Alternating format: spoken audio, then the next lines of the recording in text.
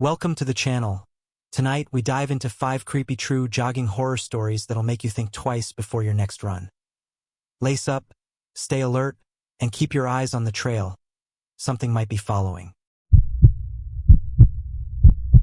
There's something oddly comforting about the steady rhythm of your own footsteps. It's the kind of repetition that quiets the mind. At least, that's what I used to think. Before it happened. Before my nightly runs stopped being therapy and became something else entirely. It started in late October, a time when the air carries that sweet, decaying crispness and the trees stand like burnt matchsticks against the twilight. I had recently moved to a new town in Oregon. Ashbury, a name that sounded charming and forested. I needed a change. A break. Too many things had collapsed back home. The job, the breakup, the apartment that started to feel like a mausoleum. So I packed my life into a second-hand SUV and drove north. Ashbury was the kind of place that didn't exist on many maps, and that suited me just fine. My new place was a small rental cottage nestled on the edge of a dense stretch of woods. Most folks lived closer to town, but I liked the seclusion. Fewer distractions. Fewer memories trying to claw their way out of boxes. The landlord, a quiet, stoop-backed man named Charles, had only 2 conditions.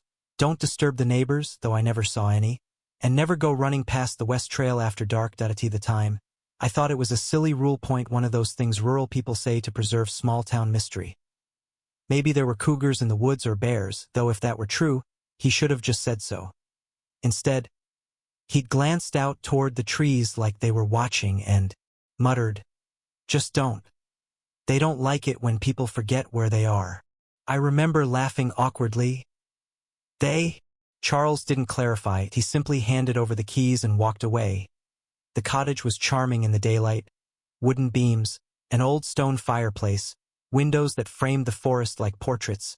But at night, especially once October wore on and dusk came faster, it began to feel different. The silence wasn't peaceful. It was oppressive, thick and aware. My nightly jogs, originally meant to help me sleep, became a necessity just to spend less time inside. There was a loop I ran nearly every evening, starting from my gravel driveway and winding around a dirt trail through the woods. About 3 miles. I brought a flashlight, wore reflective gear, and stuck to the route like muscle memory. At least until that night. It had been colder than usual, the kind of cold that bites even through thermal fabric. A new moon left the sky black as coal, and clouds blotted out the stars. I nearly stayed in. But the inside of the cottage had started to feel worse than the dark woods outside. So I laced up and stepped into the night. My headlamp was bright, casting sharp beams across the narrow path.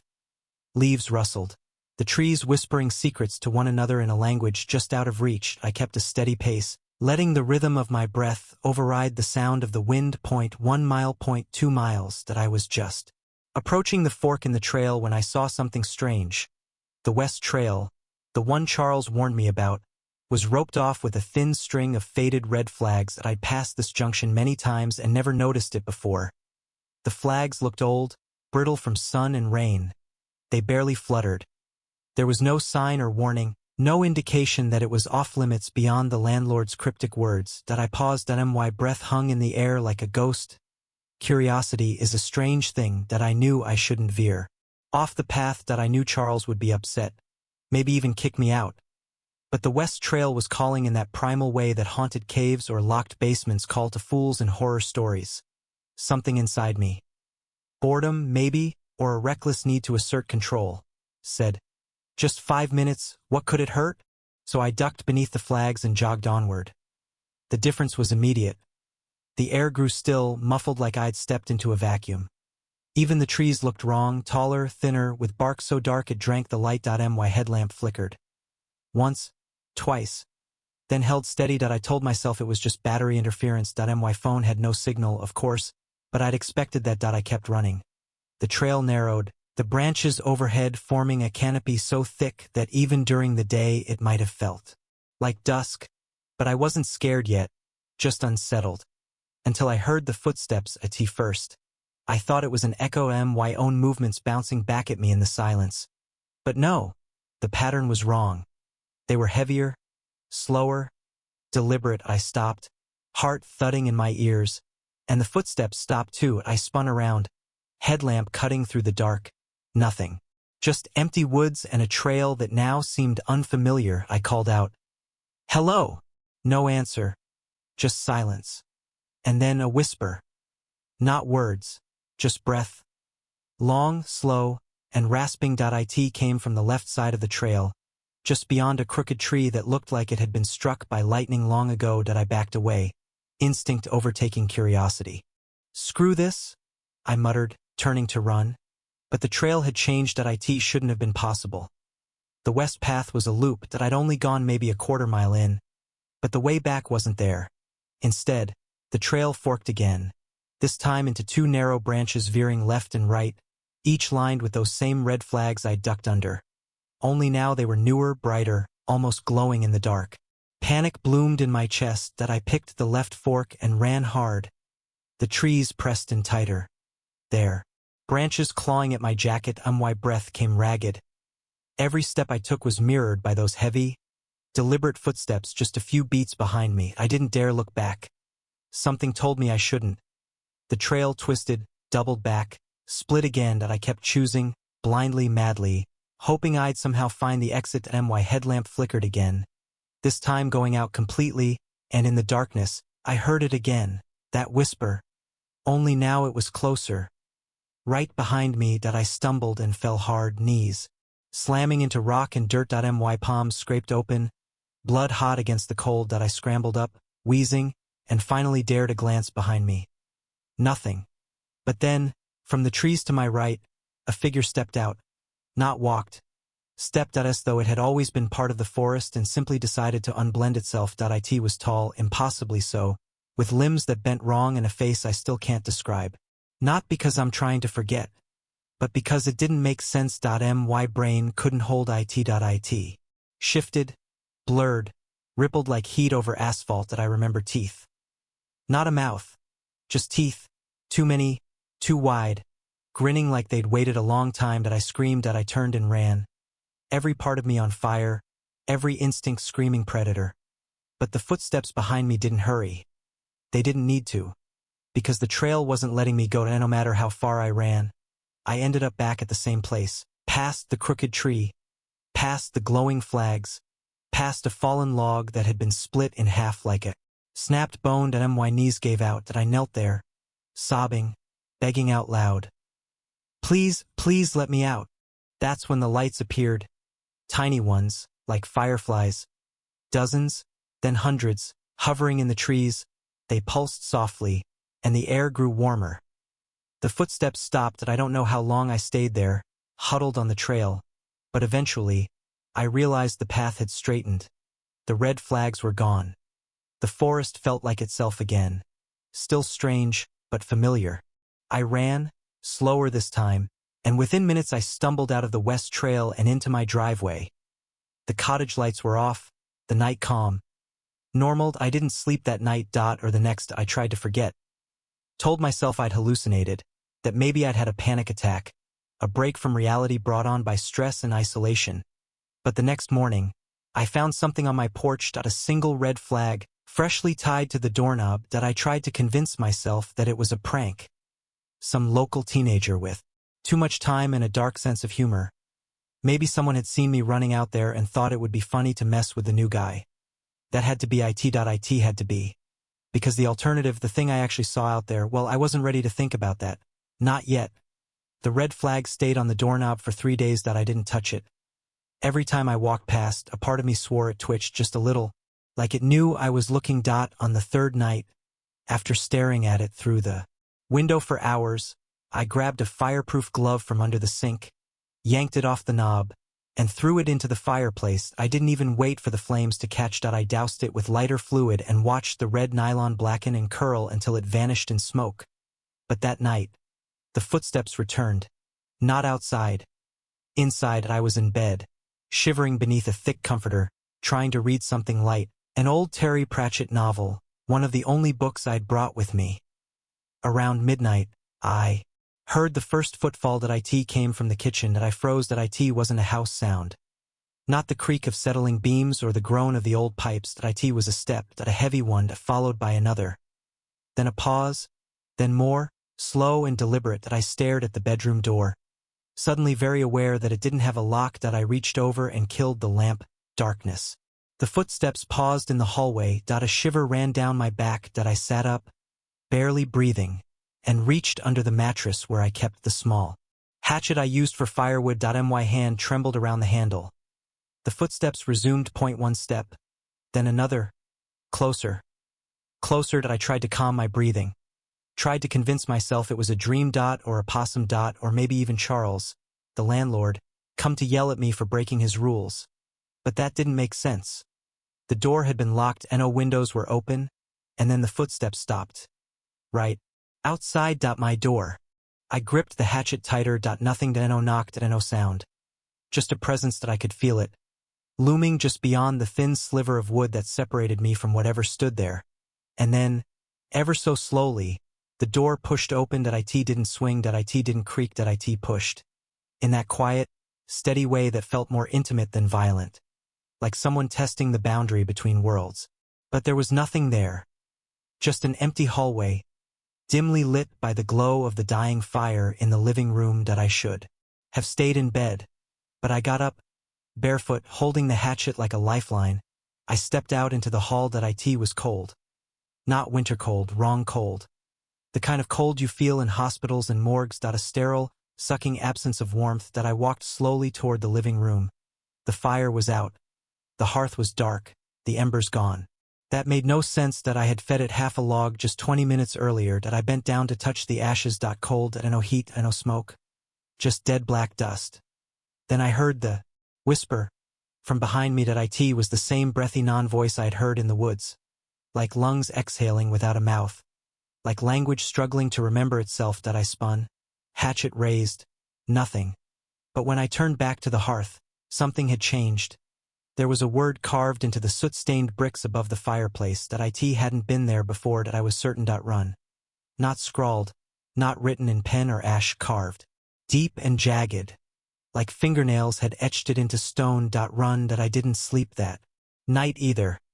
The next morning, I packed. I didn't care about the lease or the deposit or Charles or anything else. I shoved what I could into my car, locked the front door out of habit, and drove. I didn't have a plan. I just knew I couldn't stay. The forest had seen me. The trail had marked me, and whatever was inside that thing in the woods, it had followed. I made it halfway to Portland before the engine light came on. A few minutes later, the steering went stiff. Then the brakes failed. I managed to roll the SUV into the shoulder, coasting on momentum until it stopped. Smoke hissed from under the hood. Not thick, just enough to be ominous. I climbed out, grabbed my bag, and stood there on the side of a highway surrounded by nothing but pines and sky. My phone had one bar. I tried calling roadside assistance. Nothing. That's when the crow landed on the roof of my car. A huge, midnight black bird. Eyes like wet obsidian. It stared at me. Just stared. Then it opened its beak and whispered. The same sound. The same breathy voice. Not words. Just breath. I backed away, heart hammering. The crow flapped its wings once and flew off. I didn't follow. Instead, I walked, for hours, down the highway, through the heat, past abandoned rest stops and a broken-down RV that smelled like mold and stale meat. No cars passed. None. Eventually, I reached a gas station. It looked wrong. Old, yes, but more than that, stuck. Like it had been left behind by time. The windows were dark. The pumps rusted. A cracked Coca-Cola sign hung crooked over the door. Still, I stepped inside. The bell above the door jangled once. The interior was dim, lit by a single flickering overhead light. Shelves of expired snacks and faded magazines lined the walls. A counter sat at the far end. But there was no cashier. No sign of life. Until I turned around and saw the photo wall. It was covered in Polaroids. Dozens. Maybe hundreds. Each one yellowing at the corners, curling with age. Faces stared out. Joggers, hikers, campers. Most were smiling. Some weren't. I stepped closer. Near the bottom, in the middle row, was a photo of me. Taken from the side, during a RUNNMY headlamp was on. My mouth open in mid-breath. It had to be from 2 nights ago. Scrawled in red ink across the bottom. He went too far. The floor groaned behind me that I turned. The thing from the forest was there. Not there, exactly, but reflected I in the mirror above the drinks fridge, tall, crooked, smiling with those impossible teeth. But when I spun around, the store was empty. The mirror was gone. The drinks fridge wasn't there. The lights were off. I ran, burst through the front door, out into daylight that had turned the wrong color, greenish, like algae, like something rotting. But the road was back. And so was my car.no smoke.no engine. Light, just sitting there like it had never moved. I drove home, because I had nowhere else to go. The cottage greeted me like a hungry animal. Everything was where I left it. The firewood, the unwashed mugs, the half-packed suitcase sitting in the living room. But the feeling had changed. The house wasn't haunted. It was waiting. That night, I dreamed I in the dream. I was running. Not on a trail. Not through woods, through hallways, endless, repeating hallways, with peeling wallpaper and buzzing lights. Why? Footsteps echoed, but they weren't alone. Something ran beside me, just out of sight. It whispered as it moved. Not breath this time, words. Run faster. They're coming. You opened the path. I turned a corner and came face to face with the thing. Its teeth were smiling. Its eyes were mirrors. I woke up screaming. The dream didn't end. I was still dreaming. Still running. My feet hit wood instead of carpet. I looked down and realized I was outside. In the forest. Running. In the dark. Barefoot. Somehow, sleepwalking, or worse, sleep running. I had left the house. And I was on the West Trail. Again. Except this time, there were no flags and no forks. Just the crooked trees and the breath of something too close. I stopped. Turned. It stood there, grinning, and then it spoke. Not a whisper, actual words. Run again, and the path is yours forever. Its voice sounded like falling stones. Like wind chimes made of bone. I ran. Not because it told me to, but because my body did not want to be near that voice. And when I stumbled out of the trail and collapsed on my porch, the red flag was back. Only this time, there were 2.1 on the doorknob, .1 tied to my ankle. The next morning, I cut the flag from my ankle with garden shears. My skin beneath it was raw, ringed with a faint bruise like something had tied it tighter than I remembered. I stood in the bathroom, holding that length of red nylon in shaking hands, trying to figure out how it had gotten there. I hadn't tied it. That much I was certain of. But the knot was intricate. A fisherman's bend or something close to it. Not a knot a half-asleep man could tie to himself in the middle of the night. I put it in a Ziploc bag and tucked it into a drawer. Not because I thought it was evidence, no one would believe this anyway, but because some part of me couldn't throw it away. It felt like discarding it would make things worse. Like the trail would notice, like he would notice. And still, I tried to pretend things were normal. I cooked breakfast. Eggs and toast. Tried to make coffee, but the machine shorted out. The power flickered. When I turned to check the fuse box, the light in the hallway was already off. I didn't go jogging. Instead, I spent the day researching the town. Ashbury wasn't big. Less than 3, 0 people. 1 grocery store, 1 gas station, a schoolhouse that hadn't seen more than a few dozen kids in years. I found a local history forum buried on the 6th page of a Google search point. One thread caught my eye. Anyone else hear the howls near the West Woods? It was 10 years old. The replies were sparse. Some locals joking. A few dead ends. But one user, HikerJohn71, had posted several times, always warning the same thing. Don't run at night. Don't go west of the bent tree. Don't follow the lights. They're not fireflies. I tried to message him. The account was inactive. No posts since 2016. I did a reverse image search on his profile pic. A stock photo of boots. Nothing. I tried digging further. News articles, Facebook groups, anything. Eventually, I found an old newspaper clipping from 1987. Missing hiker found after 12 days. Says, forest tried to swallow me. No photos, just a grainy scan. The man's name? Jonathan Myers. I sat there, mouth dry, staring at the screen until my eyes watered. If that was HikerJohn71, then the guy had been through this before. The article was vague. Probably on purpose. It described his story as confused, likely affected by exposure and dehydration. He had been found miles from the trailhead, shoes missing, hands covered in scratches, resembling claw marks, but not consistent with animal attacks. No mention of flags. Or the whispers. Or the thing. But I recognized the pattern. I read that article a dozen times before I realized it was getting dark. The fireplace crackled behind me. I hadn't lit it. I stood up too fast, chair legs screeching across the wood floor. The living room was empty, but on the mantel, a new red flag sat folded like a napkin. I hadn't heard the door. The windows were locked. And yet, there it was. This one had something written on it in small, black, stitched thread. Last chance. That night, I dreamed again. Only this time, it wasn't a dream. When I woke up, I was already running, shoes on. Jacket zipped, headlamp flashing erratically. I in the woods, the West Trail.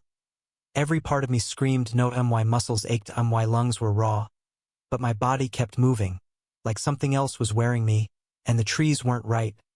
They leaned inward, bowed by invisible wind. The path shifted beneath my feet, earth turning soft, then hard, then soft again, like I was running over something that moved just beneath the dirt. Then came the laughter. Not from behind. Above. High-pitched, ululating. A child's giggle distorted through a broken tape recorder. I stumbled, fell face first into mud that smelled like rust. The laughter stopped. I rolled over, heart pounding, and saw them, eyes, dozens of them, peering from behind the trees, some high, some low. None blinked. I scrambled to my feet. This time, I didn't run. I walked, slow and steady. Because something told me that running now, without permission, was an invitation. To stay. Forever. I didn't know the way back. The trail was gone. Just trees and eyes and a sky that swirled like a bad watercolor. I walked until the laughter returned. But softer now, fainter, farther. And then I saw the bench. It was old. Moss covered. Sitting in a small clearing. A man was there, gray beard, parka. Hiking boots caked with dried mud. He looked like he hadn't moved in years. Jonathan? I asked. He looked up. His eyes were milk white. You didn't listen? He said. I approached slowly. Are you him? From the forum? He chuckled. Forum's gone. So's the signal. Where are we? The path. He gestured behind him, and I saw it. A trail, clean, straight, leading out of the clearing. I didn't trust it.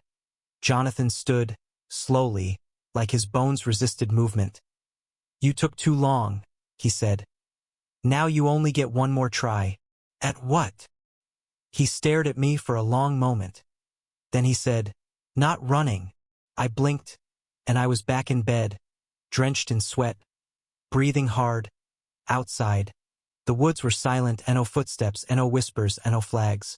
But the hallway light was on, and someone was humming in the kitchen. I crept down the hallway, holding the hatchet again. My hands shook, but not from fear, from rage. I'd been played with, mocked, dragged into a game I never agreed to. The humming continued soft, melodic. A lullaby I couldn't place. I turned the corner. The kitchen was empty, but on the table sat a photo. A new Polaroid. It was me, again running. But this time, in the background, barely visible among the blur of trees, was a tall shape with two long arms and a grin like a butcher's hook, and beneath the photo, scrawled in the same red ink, "You're getting slower." I dropped the hatchet. That night, I didn't sleep. I sat in the living room, lights on, back against the wall, waiting. The footsteps came at 2:13 a.m. right on time. They stopped at the door, and then I heard the whisper, just one word. Soon. I didn't speak to anyone for the next 2 days. Didn't leave the house, didn't eat. The fridge hummed like a heartbeat, and every creak of the walls sounded like a footstep. I didn't shower. I didn't sleep. I sat by the window with the hatchet and watched the forest breathe. Because it was breathing. I could see it. The trees weren't swaying from wind. They were inhaling and exhaling in slow, heaving pulses. Their limbs curled inward and outward like lungs. I watched one of them stretch, twisting bark like muscle, and I realized that the forest was alive. Not in the normal way. In the watching you way. That night, the door opened on its own. Not the front door, the basement door. I had never used the basement. Charles hadn't even mentioned it when I moved in. I just assumed it was locked for a reason. It had always been sealed with a thick bolt. No keyhole, no knob. Just a metal latch like something you'd find on a storm bunker. Now it stood open, black and gaping. A draft wafted up. Wet, moldy, and cold. It smelled like turned earth and wet fur. I should have run. I should have packed up and walked until my feet bled. But I didn't, because in the silence of that open basement, I heard something breathing, and it sounded like me. Same tempo, same pace.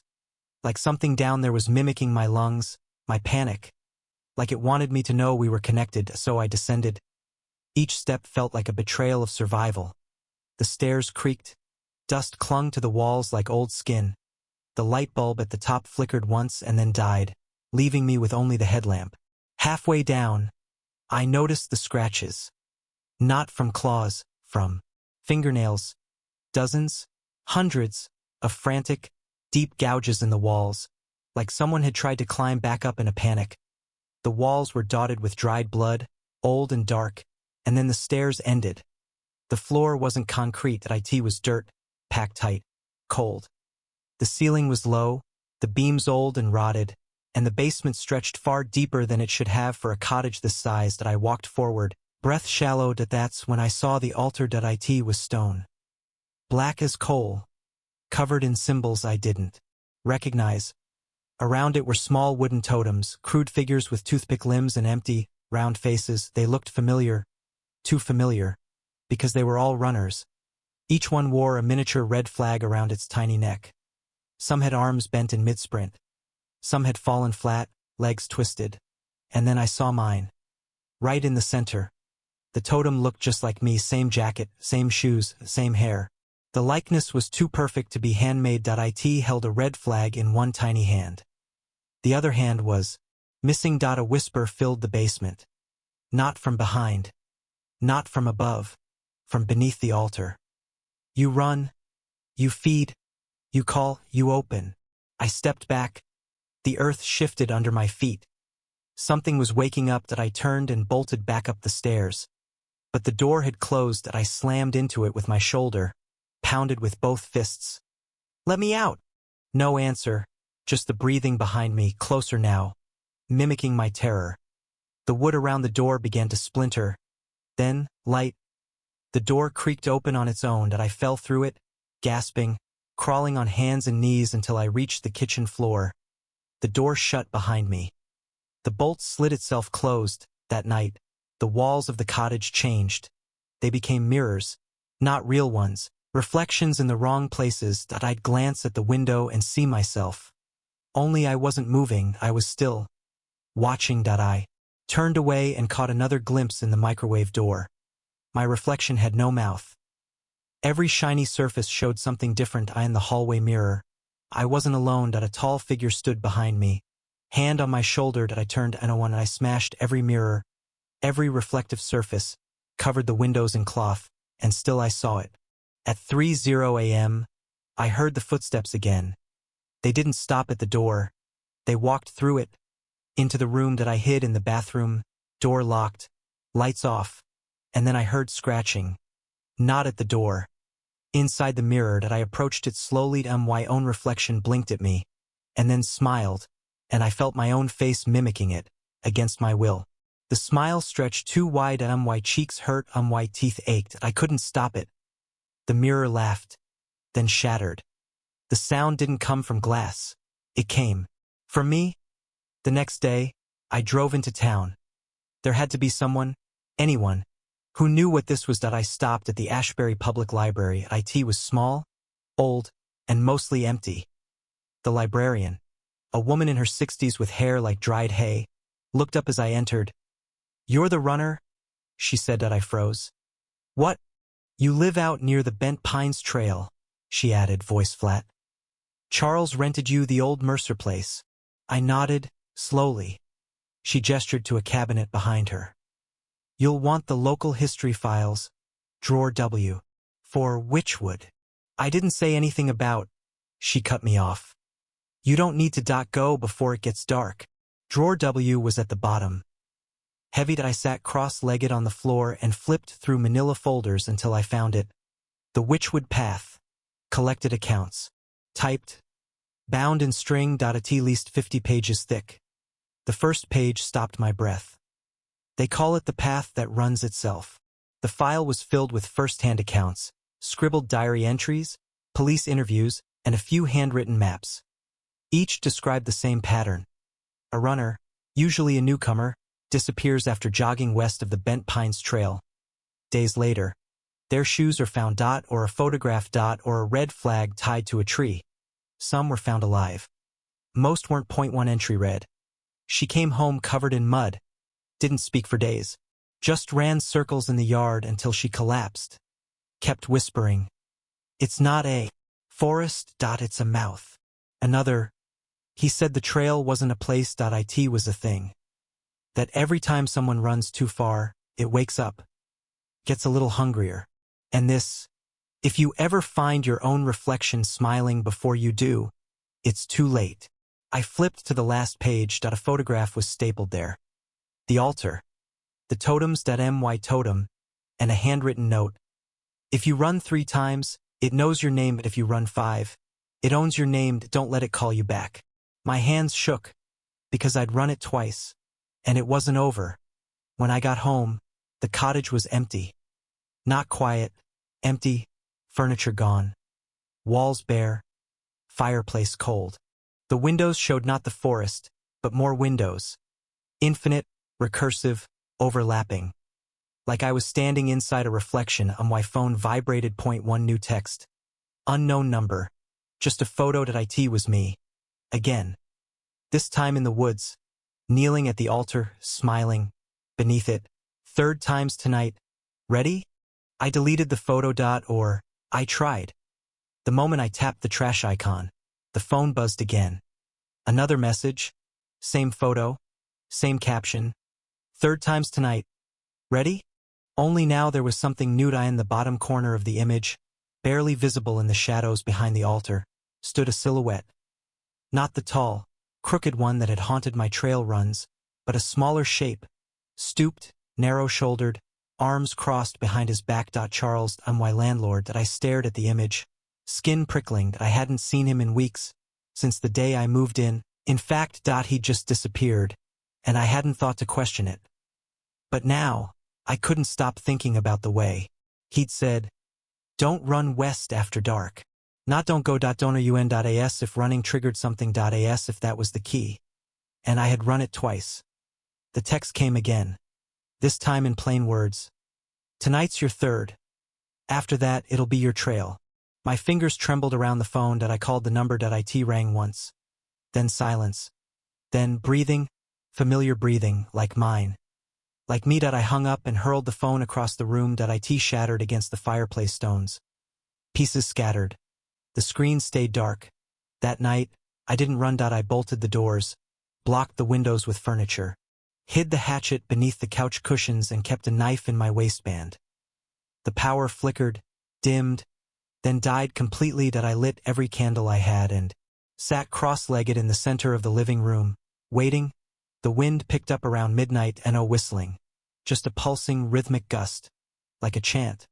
The flames of the candles didn't flicker. They leaned, all of them, toward the front door. At 12:27 a.m. There was a knock, just once. Not loud, not rushed, patient. I didn't move.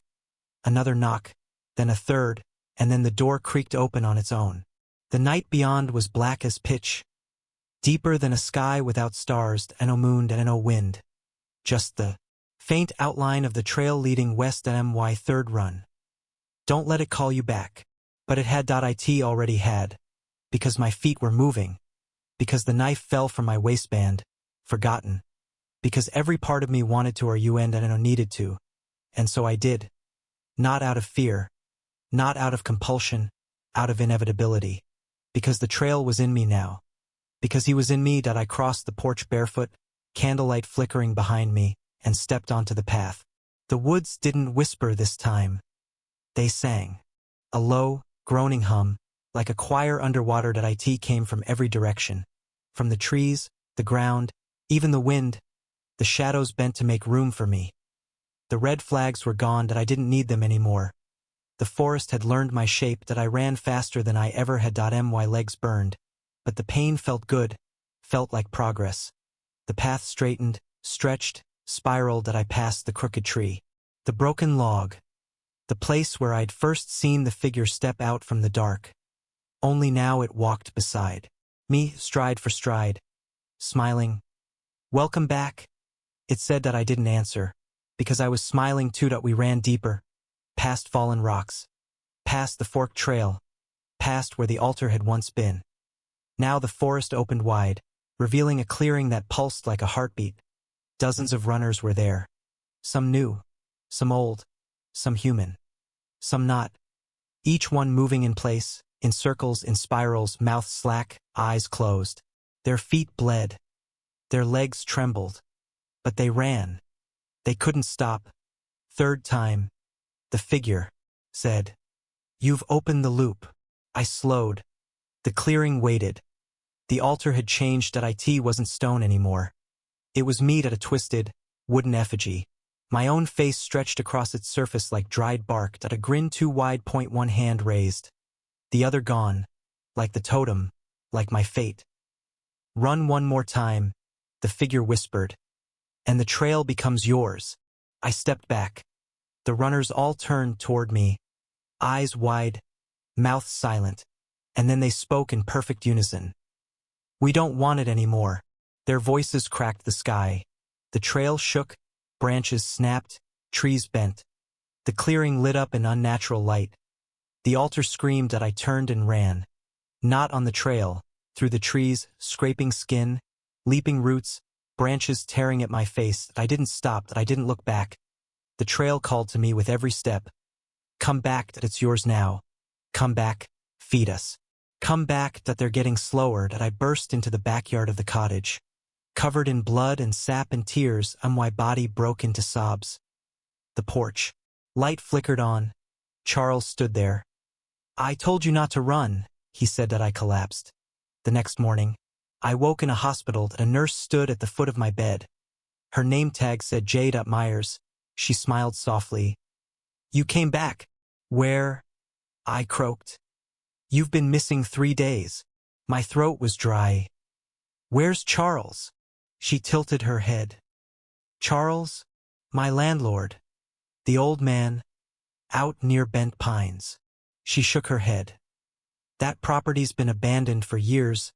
Burned down in '98. I stared at her, numb. "We found you outside town.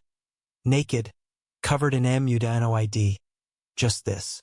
She handed me a photograph. A Polaroid. I was in it. Running. And behind me, smiling in the trees, was me. But I wasn't holding a red flag. I was holding someone else's. The caption at the bottom, "Trailmaster, congratulations." I dropped the photo. The nurse smiled. And her teeth were too many. You don't really know how alone you are until you start jogging before sunrise. That's what I tell people when they ask how this started. Because that's when I noticed it. Not when I first felt it or when I first saw it, but when I first noticed that I was being watched. My name is Aaron Marshall. I'm a vet tech in Butte, Montana. I'm not the kind of person who gets caught up in ghost stories or urban legends. I work long hours, get too little sleep, and started jogging to keep my mind from spiraling. When the world gets heavy, you see a lot of things working with animals. Some good, some not, and I needed an outlet, so I jogged. Every morning at 5:00 a.m., before the sun had even kissed the mountains. The air was crisp, usually below freezing for most of the year. The streets were empty except for the occasional delivery truck. I'd mapped out a safe 3-mile loop around the outskirts of town, skirting the edge of Copper Ridge Woods before doubling back near the school. The trees always gave me the creeps. Not in a supernatural way. Just the kind of discomfort that comes from shadowed limbs and rustling leaves that move even when the wind isn't blowing. But it was the only route that let me get in a decent run before my shift. The first time something felt off was Tuesday. I remember because my left shoe was soaked before I'd hit mile 1. Stepped in a ditch puddle. I was already annoyed when I reached the wooded stretch of trail. That's when I heard it. Footsteps. Not mine. Not echoing. Someone else. I stopped short. My heart spiked, because out there in the dark, in the tree-lined hush of dawn, hearing another set of feet crunching leaves is wrong. No one else ran that early. No one in town was crazy enough. I stood perfectly still. Crunch. crunch. Slow, heavy steps. From behind. I turned. In a one. Just the dim outline of bare trees and the path I'd come from. My headlamp was on, its weak yellow beam cutting maybe 20 feet into the dark. Nothing moved. Then the footsteps stopped. 2. I waited. 30 seconds. Maybe longer. My breath was white in the air. Every sound seemed amplified. The trees groaning, the wind scratching the branches together like bones. I told myself it was a deer.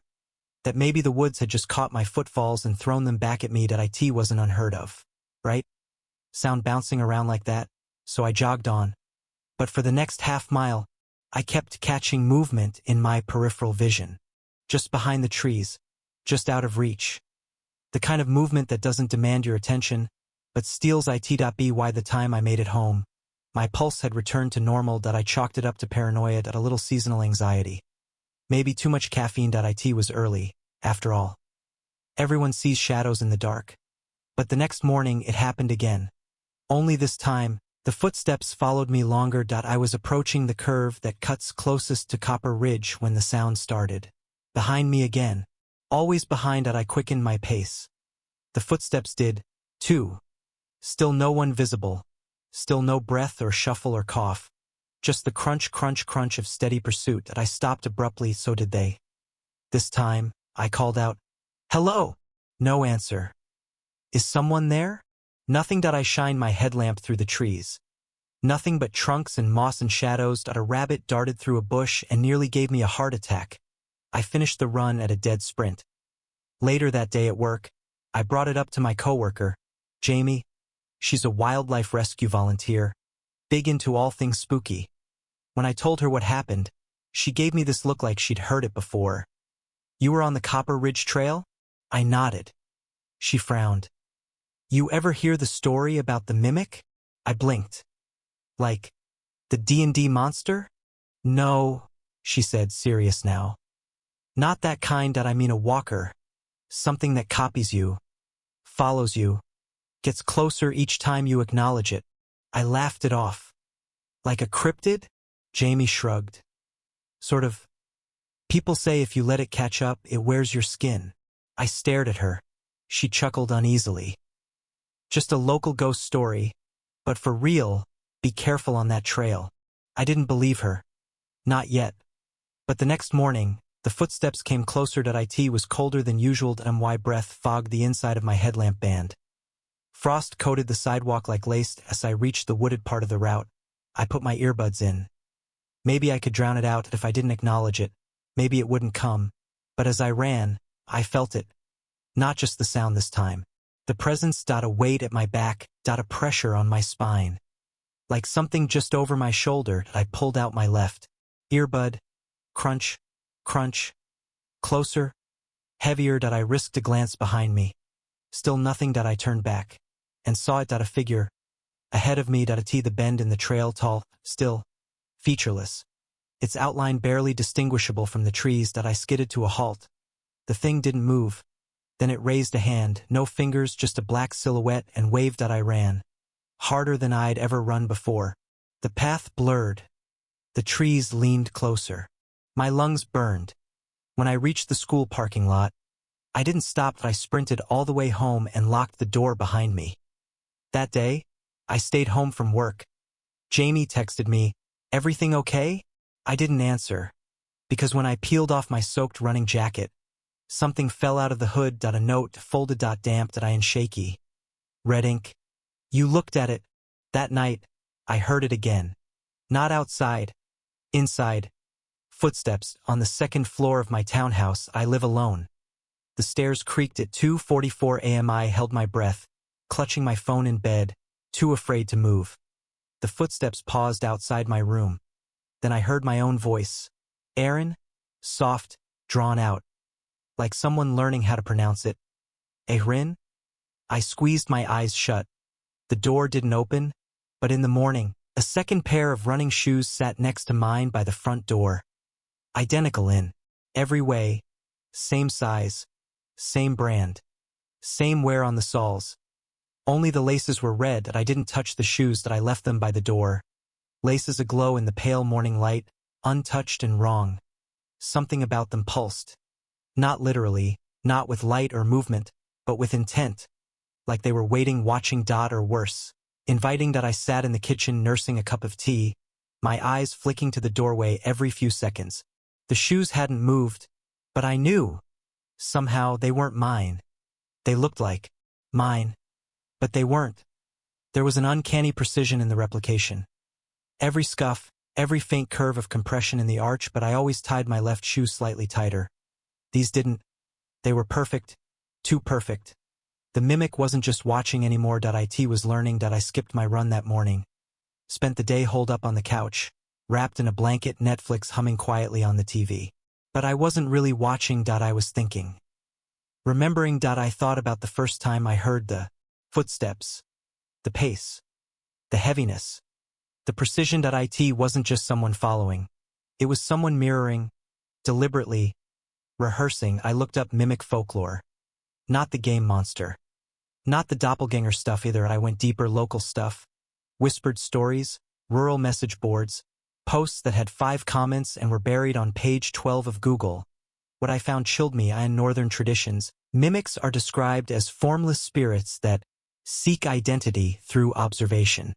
They walk alongside the living, adopting habits, speech, and appearance until they can no longer be distinguished. Once full mimicry is achieved, the original must be replaced. One thread on an old paranormal forum referenced something specific. If it follows you 3 times, it remembers you. If you see it twice, it becomes you. If you speak to it, it speaks as you. Never let it run in your shoes. The last line made me choke on my tea. I glanced again at the door. The shoes were gone. I ran to the entryway. Nothing, no prints, no trace of them.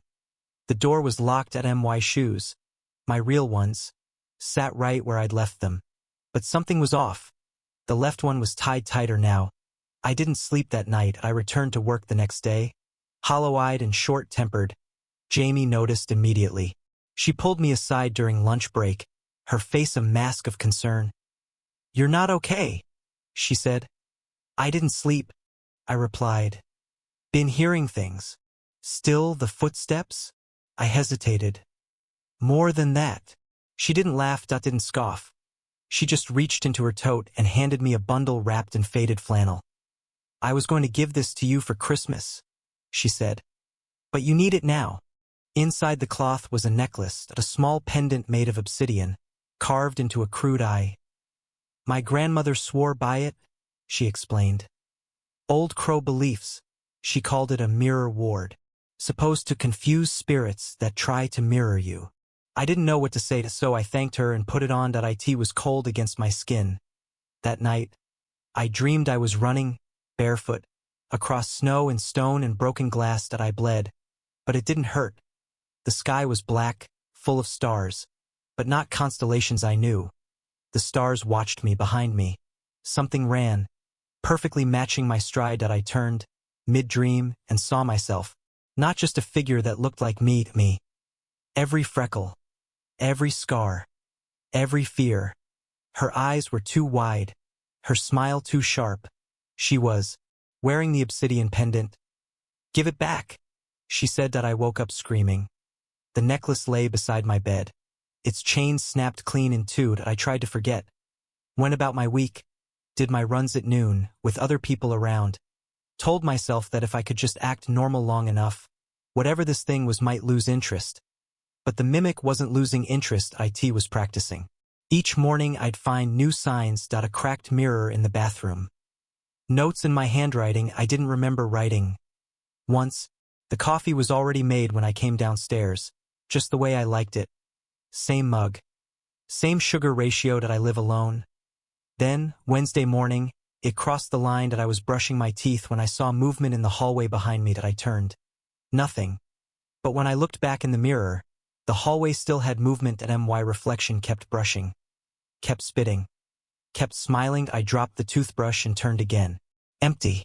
But the mirror now showed the hallway clearly, and someone standing in it. Not me. Not anymore. She smiled with my mouth and raised a hand. I screamed and smashed the mirror with the soap dish. The shards exploded outward like birds. But for half a second, just half a second, I saw her mouth move and say my name. I went to the police. Officer Danes listened with that polite disbelief you see when people don't want to call you crazy but are already halfway there in their minds. He jotted notes. Asked if I'd been drinking, if I had enemies, if I'd recently changed medications. I wanted to yell, Tio, shake him, Tio, tell him that this wasn't about paranoia. It was about precision. But then he asked something that made my stomach drop. Has anyone in town seen you jogging lately? Yes, I said immediately. I mean, maybe not exactly lately, but He cut me off. We got a report 2 nights ago. Couple thought they saw a jogger out by the woods near 2 a.m. Said she looked real still, like her arms weren't moving when she ran. Like a doll. I swallowed. That wasn't me. He looked up. You sure? I didn't answer. He returned my stare with one of his own. Maybe stay inside a few days, just in case. I stayed inside, boarded the doors, covered the mirrors again. Slept in the bathtub with the shower curtain wrapped around me like a cocoon. But the mimic was inside now, and it wanted out. One morning, I woke to find my front door open. Outside, leading down the steps, were muddy footprints. Barefoot on my phone buzzed. A text from Jamie. Did you just wave at me from across the street? I didn't reply. Instead, I walked to the window and peeked through the curtain. Across the road, standing still beside the mailboxes, was me. Jogging clothes, hair in a ponytail. Same way I wore it every morning. She waved. Just once, then walked away. Not ran, walked. That night, I received a video message. The sender. Unknown. The video was grainy, black and white, but I could make out a trail. A wooded one. Copper ridge. The camera panned shakily. The wind rustled. And then, from between the trees, she stepped out at me. Running, but wrong. Too smooth, too mechanical, like she was gliding. Her head didn't move with the bounce. Her limbs were too synchronized.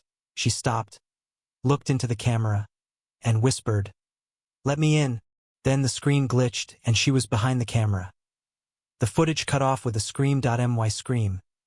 The next morning, the world felt wrong. Too quiet. The light through the blinds was pale and flat, like someone had laid a sheet of wax paper over the sun. The air didn't move. No birds, no wind. Even the pipes in the walls seemed to hold their breath. I sat on the edge of my bed for a long time, unsure if I was awake or dreaming, or somewhere in between. I hadn't opened the video again. I couldn't. I knew what I saw. I heard myself scream, and I felt it, down in my bones, like something had reached through the screen and tugged at the marrow. I needed answers. Real ones. So I went to Jamie. Her house sat at the edge of town, where the buildings thinned and fields stretched like parchment into the foothills. She lived in an old farmhouse, passed down through generations. It had creaky steps, porch wind chimes, and the smell of something warm always lingering in the air. Comfort, if you could bottle it. She opened the door with red-rimmed eyes. "Jamie?" I started, but she raised a hand. "I saw it," she said quietly. That stopped me cold. "What?" Her hand trembled as she pulled me inside. "The thing. The other you.It was outside my window last night. Are you sure it wasn't?" "It was you," she snapped, voice low. "But it wasn't. I could tell. Its face was like someone had carved it out of soap, too smooth. The mouth moved half a second after it talked." I sat down, shaking. "I think it's trying to get close to people who know you," she continued. "To replace you, maybe." I nodded slowly. "Or to learn how." We sat in silence, the only sound the wind chimes playing something just slightly off-key. Jamie reached into a drawer and pulled out a leather-bound journal. "My grandmother's," she explained. "Full of old stuff, lore warnings." She flipped through pages filled with symbols, diagrams, notes in a harsh, tight script. Then she stopped on one page and turned it to me. The title at the top, Shadowrunner. I read aloud. "A being without a shape of its own. It lives in the breath between steps and the pause between heartbeats. It watches, learns, and follows, until it becomes." Jamie pointed to a line near the bottom. "Here. To stop the mimic, one must confront it in the space it claims, where the path turns in on itself." I blinked. "That sounds like Copper Ridge," Jamie finished. Of course. Because that's where it started. That's where it was waiting. We planned to go that night. I told Jamie she didn't have to come. That I'd bring salt, iron, obsidian, whatever the folklore demanded. She said if I went alone, she'd follow me and I didn't argue. The sun set slowly, painting the clouds in bruised purple and gold. By 9:00 p.m., we were at the trailhead, armed with flashlights and necklaces from Jamie's collection of protection charms. Mine had been rest-wrung after the first snapped. The woods greeted us in silence, and no wind, and no animals, and no movement. Just the path, worn, familiar, and deeply wronged, we walked side by side. The flashlight beams quivered with every step. My throat tightened as we passed the spot where I'd first heard the footsteps. The spot where I'd first seen her wave. The trail felt narrower, deeper, like it had grown inward. Then we reached it, the bend, where I'd seen her last.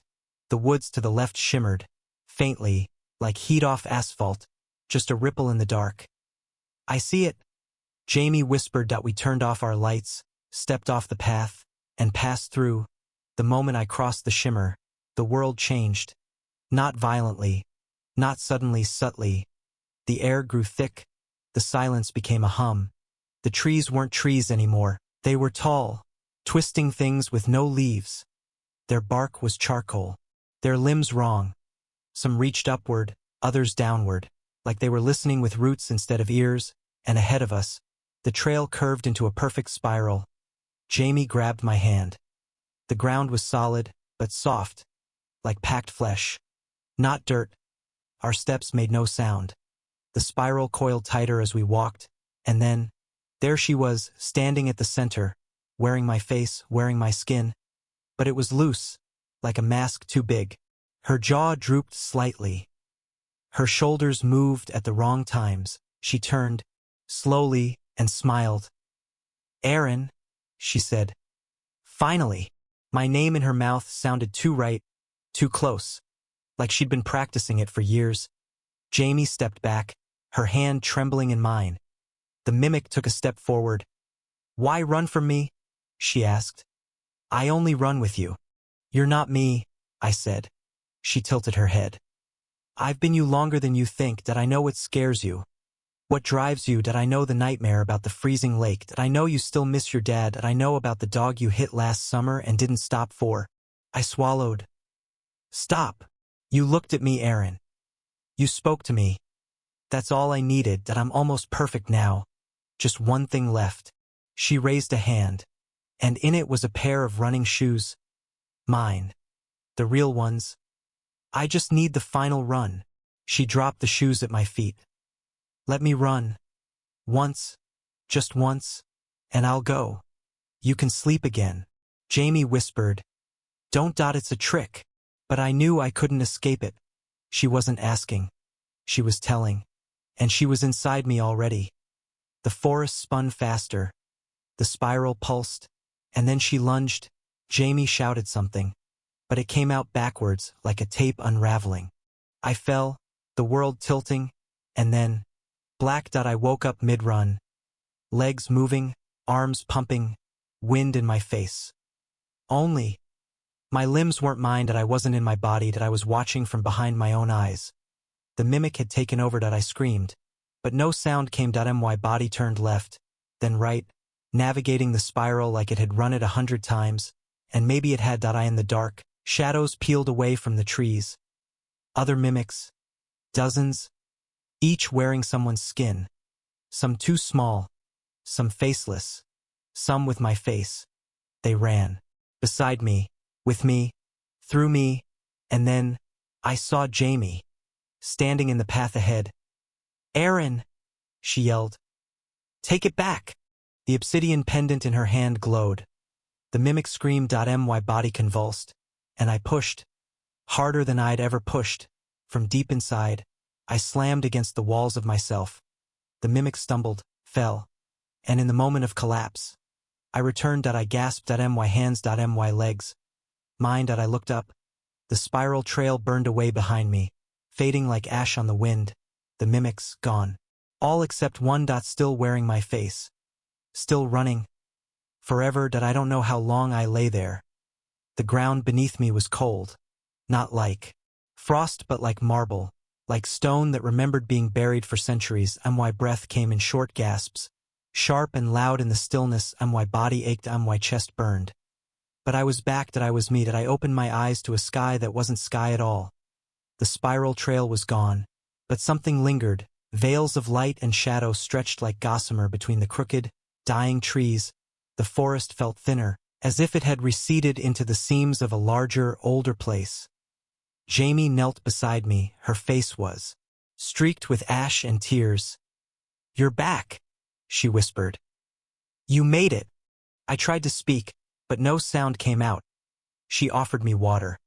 Her hands trembled as she helped me sit up. "You passed out," she said. "I thought it was over. That I thought you were." I nodded, the word gone forming silently on my lips. "But then you moved," she continued. "Just for a second. You twitched. That's when I remembered what my grandmother said." She reached into her jacket and pulled out the obsidian pendant, now cracked straight down the center. She said a soul can't be stolen if it fights for the body. I took the pendant with numb fingers. The crack ran through the carved eye like a wound. But it had worked. That I was here. That I was me. And the mimic, the other me, was gone. Or so I thought. The trail had changed. Jamie and I retraced our steps, or tried to. But the trees no longer looked familiar. The path twisted in new directions. We found ourselves backtracking, circling, stumbling into the same dead patch of forest over and over. "I don't think we're in Copper Ridge anymore," Jamie murmured. That I couldn't argue.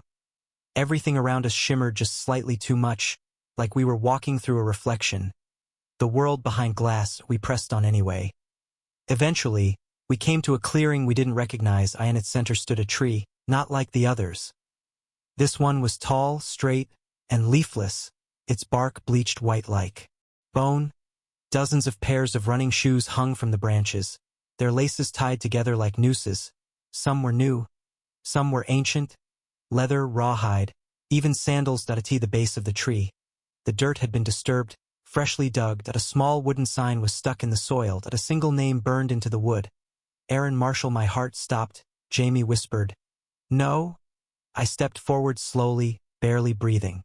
There was something resting on the mound. A photograph. I picked it up with shaking hands. It was me again, running, always running. But this time, I was smiling.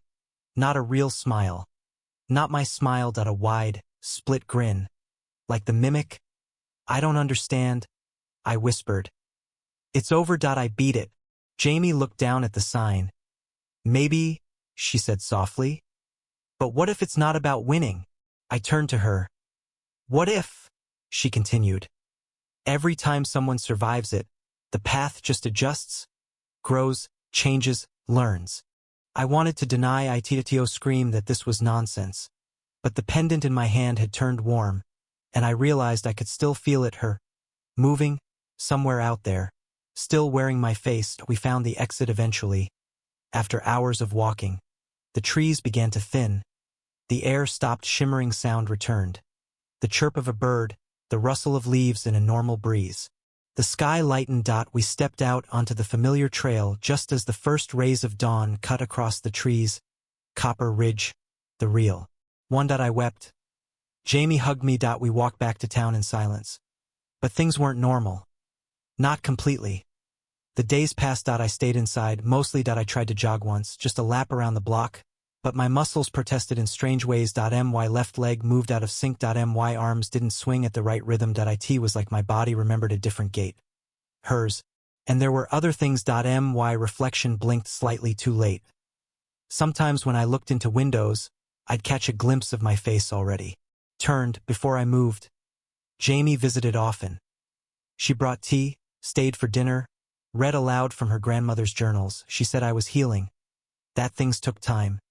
But I wasn't so sure, because at night, I still heard the footsteps. Not from the trail. From inside the house. Sometimes on the stairs. Sometimes right outside my bedroom door. And once, when I crept downstairs at 3:17 a.m. with a kitchen knife in hand, I caught a glimpse of something in the hallway mirrored. It was me. But she didn't stop when I did. She kept walking. One morning, I woke up with dirt under my nails. There was mud on my shoes, but I hadn't left the house, had I? I checked the front door. Locked. The windows. 2.my phone buzzed at a message from an unknown number and oh. Words. Just a photo. A group of people running through the woods. Dozens of them. Blurred faces, twisting trees, and in the middle, crystal clear. Me. Same shoes. Same smile. The caption. We don't stop. We evolve. I dropped the phone. Jamie came over that afternoon and found me curled up in bed, mumbling to myself. I can't stop it, I told her. It's not just a mimic anymore. She looked pale. What do you mean? I looked up at her, eyes wide. It's learning how to be better than me. That night, I watched my own body leave the house that I couldn't move. Frozen in bed, eyes open but muscles locked, paralysis. Not sleep, something else. The other Erin stood at the foot of the bed, smiling down. She wore my skin perfectly now. Better, even, more symmetrical, more confident. She didn't speak. She didn't have to. She turned and walked out the door that I heard the front lock click shut behind her. She had somewhere to be. She had a run to finish. The next morning, I woke up standing in the middle of my backyard. The sun had just crested the horizon, and a light frost coated the grass beneath my bare feet. I wasn't wearing pajamas, I was in running clothes. The ones I hadn't touched since the mimic took over. Shoes tied tight, thermal hoodie zipped all the way up on my muscles ached like I'd run miles, on my calves throbbed and on my hamstrings burned. I looked down, a red ribbon dangled from my wrist, tied perfectly. Intricately, like a bracelet. I don't own red ribbon. Inside the house, everything was exactly as I left it, except for the kitchen table, where 3 photos Saturday Polaroids, crisp, fresh, that I flipped through them with trembling hands. The first was of me. Real me. Sitting on the couch, eyes wide with fear, arms clutching my knees, taken from a high angle, like from the ceiling corner that I had no memory of the moment. But I recognized the terror. The second was of Jamie, through her window at a night. She was brushing her hair, staring into the mirror, unaware of the flash behind her. The third was the worst. It showed the inside of a dark room, lit only by a dim flashlight. A cave, maybe or a tunnel lay in the far background. Dozens of shapes ran in a circle, their movements captured mid-stride. Each one blurred, twisted, familiar. To the center of the image was a wall. Carved into it in jagged, almost human handwriting. A perfect run never ends. I turned the photo over on the back. Written in that same red ink I'd seen before. You gave me your breath. I'm giving you your legacy. Jamie stopped answering her phone that I drove to her house. Knocked, yelled, rang the bell until my fists hurt. The lights were off, curtains drawn. Her car was in the driveway, but she was gone. That I left a note, begging her to call me. That night, I dreamed of her running. Not on the trail, that I in a room without walls, surrounded by watchers, silent, waiting. She didn't stop, her feet bled, her mouth moved, but no sound came out. She wasn't alone. Dozens of us circled her, myself, again and again and again, each with a different expression, each with a different gait, but all of us smiling. The town changed after that. Subtly at first. Runners disappeared. Not reported, just missed. People assumed they moved away, quit their jobs, took new ones, but I knew that I felt it. New faces appeared, the store, the gas station, the vet clinic where I used to work. People who looked slightly familiar, like they were formed from fragments of others. One woman had Jamie's voice. Another, her walk. None of them met my gaze for more than a second. That I stopped jogging entirely. Moved my bed to the living room, far from any mirrors or windows, burned every photo of myself, covered the walls with newspaper, wore sunglasses indoors, anything to keep my own reflection from noticing me. But it wasn't enough, because it wasn't just the mimic anymore. That IT was a network, a loop, a system of copies, all learning from one another, swapping traits, perfecting themselves. They didn't just want to be me. They wanted to be better. One night, I found myself drawn back to Copper Ridge. That I didn't drive, that I don't even remember leaving the house. But I arrived at the trailhead just before midnight. The moon hung heavy, red as an open wound. The trees barely swayed, though the wind howled louder than I'd ever heard it. The path shimmered that I walked, not ran. The spiral greeted me like an old friend, its coils wider now, deeper. More runners moved through it, figures with broken bodies, duplicated faces. Some smiled. Others wept. They didn't notice me, until I stepped into the clearing. The white tree stood taller now. Its branches were full shoes ribbons faces to its base. The mimic, not just wearing my face, becoming me. She looked at me without malice and no hunger, just understanding. You should rest, she said gently. You've done your part. I took a step back. This isn't what I wanted, I whispered. She nodded. But it's what you made. Another step forward. Another smile. This loop, it was just a thought before you gave it shape. She spread her arms. And now it grows, perfectly, efficiently, tirelessly. I looked around the clearing, saw hundreds of runners. All versions of me. All training, endlessly that I fell to my knees. The mimic placed a hand on my shoulder. You wanted to be better. To outrun everything, pain, grief, fear. Her grip tightened. Now you will. Forever. And then she ran so fast I couldn't see where she went, so fast the air bent behind her, so fast I felt her rip through the fabric of the woods and into the world that I live in hiding now. Curtains always drawn. Lights low. Mirrors covered. Electronics disabled. But I know she's out there, that I in cities, that I in towns, that on running trails at dawn. Wearing my face or yours, smiling, gliding. Some of the best athletes in the country. The ones who came from nowhere, who win without fatigue, who never seem to breathe hard. Look closer. Listen for the footsteps behind yours on that empty path. And if they start to match your pace, don't look back. Don't speak. Don't stop. Because if you do, the run never ends. They never found the jogger's body, that's what the officer told me, off the record, with a shrug like it was just another unsolved case. Maybe a bear got her, he muttered, tapping his notepad absently. There's caves up there, old mines, people disappear all the time. But I knew better, because I saw what came out of the woods that morning, and it wasn't her. Not anymore. It began with the kind of dawn you don't forget that I'd moved to Wexler County to disappear. Divorce, job burnout, the suffocating weight of being needed by everyone except myself. It all reached a breaking point last spring, so I rented a cabin near Rakewood Forest, a place the locals spoke of the same way you talk about a wound you don't want to remember. I'd only intended to stay a few weeks. A reset, I told myself, but the trees were patient. They didn't rush me, and I let myself become part of them. I jogged every morning. Same loop. Start at the fire road, cut west through the tree line, up over the ridge where the mist hugged the pine trunks like something living. I liked the solitude. No cars. No chatter. Just breath and earth and the steady beat of my footsteps over damp dirt. Then came the day I passed her. A jogger. Early 30s, dark hair pulled tight. Maroon leggings, reflective vest. Her pace was smooth, flawless, really. No bounce in the shoulders and no heavy breath. She didn't see me, didn't look up, didn't nod. That was the first red flag. People who jog remote trails always acknowledge each other. It's unwritten code. Nodding means, I see you. I'm not a threat. But she didn't flinch when we passed on that narrow trail. Just glided by. I turned, curious, and caught a glimpse of her face as she vanished around a bend. Expressionless.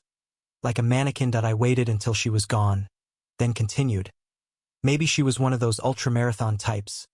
The ones who train like they're machines. Maybe she was zoning out. Maybe it was nothing. But then I saw her again the next morning, same trail. Same clothes. Same exact expression. And the strangest part. Same time. Down to the second. I glanced at my watch when we passed 6:12 am the next day. Again 6:12. She ran the exact same section of trail. Same stride. Same direction. Never stopping. Never sweating. Never noticing me. By the fourth day, I waited for her. I crouched behind a fallen log just off the trail, camera in hand, Zoom lens ready .610. Nothing .611. Silence .612. She appeared. Out of nowhere. No build-up. No gradual approach. 1 second the trail was empty, the next. There she was, moving through the morning mist like a cutout from another time. I clicked the shutter. No reaction. She passed, continued around the bend, and vanished. I lowered the camera and checked the screen. The image was blurred, just a smudge of color. Even at high resolution, her outline was soft, undefined. The trees were crisp, the rocks, the trail, but she was wrong. Too smooth. Like motion blur from a film. But I'd been still. The camera had been still, and then I noticed something else. Her feet weren't touching the ground that afternoon. I took the image to the ranger station. Marcus, the local ranger, was a mountain of a man with a low voice and deep eye bags that suggested he hadn't slept in years. I didn't show him the photo. Not yet. Just asked him if anyone else jogged the western ridge that early. He frowned. You're the only one I've seen. People tend to avoid that part of the woods. Why? He hesitated. It's old up there. Deep. That's not a reason. He rubbed his neck. Locals say strange things happen. Shadows that move wrong. Trees that hum. I scoffed. Ghosts. He shook his head slowly. Not ghosts. Just old things. Things that remember. I left shortly after. Didn't sleep that night. The idea of something remembering unsettled me more than any haunted house ever could. Because remembering implies intent. The next morning, I ran late on purpose. I wanted to test it. See if she still appeared. 6:18 a.m. No sign. 6:22. Still alone. Maybe she was real. Maybe she just trained with robotic discipline. But then I heard it. Footsteps. Behind me. I turned, expecting her. Instead, the trail was empty. Just mist. And then I saw her. Shadow. Not cast, but standing. At the edge of the woods, 20 feet off the trail. A silhouette of her. Still. Unmoving. Facing the wrong way. She wasn't watching me. She was waiting. That evening, I reviewed my trail cam footage. I'd set up 2 motion-triggered cams along the ridge. Hidden well. Designed for wildlife. The first showed nothing. Hours of darkness. A raccoon. Wind. The second flickered strangely around the 6:12 mark. For 3 frames, there was a burst of static. Then a freeze frame of the woods, and in the distance, far back, almost beyond the range of the lens, was the jogger. But she was upside down. Not falling. Not dangling. Just jogging, feet on the ceiling of the woods, head down, hair unmoving. The timecode glitched and skipped. When it resumed, she was gone. The woods returned to normal. I deleted the footage. I didn't want her knowing I was watching. 3 days passed. I avoided the ridge. Stuck to flatter trails closer to the lake. But the feeling followed me. Like eyes between trees, like breath just behind my shoulder. Then, on Friday morning, I returned to my cabin after a short jog and found a pair of shoes on the porch, mine. But not. They were newer, shinier. Exactly the same make, same size, same wear marks. But the left sole had no notch. Mine did. From where I'd stepped on a nail the first week I arrived. I picked them up. They were warm and tied. Tighter than I'd ever tie them. Inside the left shoe was a folded piece of paper. 6:12. That was all it said. I didn't run the next morning. Or the one after. I boarded up the windows. Locked the doors. Stacked furniture against every possible point of entry. It didn't matter. Because on Monday at exactly 6:12 a.m., I woke up already running. Barefoot. On the ridge. The mist was thicker than I'd ever seen it. Every tree leaned toward me. The trail stretched forever. And she was ahead. Not beside me. Not behind. Ahead. Running backward. Her face locked onto mine. Lips curled. In a grin. Then she mouthed the words. Trade time. Trade time. That's what she mouthed. No sound, no breath. Just the movement of her lips, like she was rehearsing a phrase she'd heard in a dream. It shouldn't have meant anything. It shouldn't have made sense. But it did. It made horrifying, perfect sense. Because somehow, I knew she wanted to take my time. My rhythm, my route, my body, my run. I skidded to a stop. The dirt beneath my feet felt slick and soft, like mulch over muscle. My breath came in ragged, panicked bursts. My vision blurred. and not from effort. The forest swam. Trees leaned and pulsed, their bark flexing like lungs. The air rippled. She was still moving, backward up the trail, but against time. Like she was pulling the world with her. I tried to turn, to run back toward the cabin, but the trail behind me was gone. Not faded, gone. Like the moment I'd stepped into the ridge at 6:12 a.m., I'd entered a space that obeyed different rules. The same trees repeated on a loop. The same stones. The same gnarled roots. She kept getting closer. I couldn't hear her footsteps, but I felt them in the ground. A thump in my chest every few seconds. Like a second heartbeat. Like a countdown. I ran. Not toward her, not away, but sideways off the trail, into the brush, branches scratching my arms and tearing at my shirt. I ducked between tree trunks, stumbled over rocks, fell twice, and scrambled to my feet. And that's when I found the others. Or what was left of them. At the base of an old, split oak tree were dozens of running shoes, pairs. All the same brand. Some buried halfway in dirt, laces twisted around roots like they'd grown there. A few had names scratched into the insoles. I picked up the nearest one. Kendrell. I recognized the name. She was the jogger they'd talked about in town. The one who went missing a few years ago. Supposedly moved to Seattle. Ranger Marcus had mentioned her in passing. I picked up another. Emma or. Another gone woman. Then another. And another. Each shoe pristine. Each one warmer than it should have been. Then I found mine. A second pair, with the notch on the left sole. But I was already wearing mine. I dropped them and backed away. A sound rose behind me. Breathless, panting. I spun around. And she was there. Right in front of me, still moving backward. Only now she wasn't smiling. Now her face was mine, down to the fine lines under the eyes, the slight scar on the chin, the faint freckle above the lip. I looked into my own eyes and I saw relief. Like she'd waited years to finally be seen. I whispered, "What are you?" She didn't stop moving. Didn't blink. She mouthed one word. "You." I don't remember the next few minutes.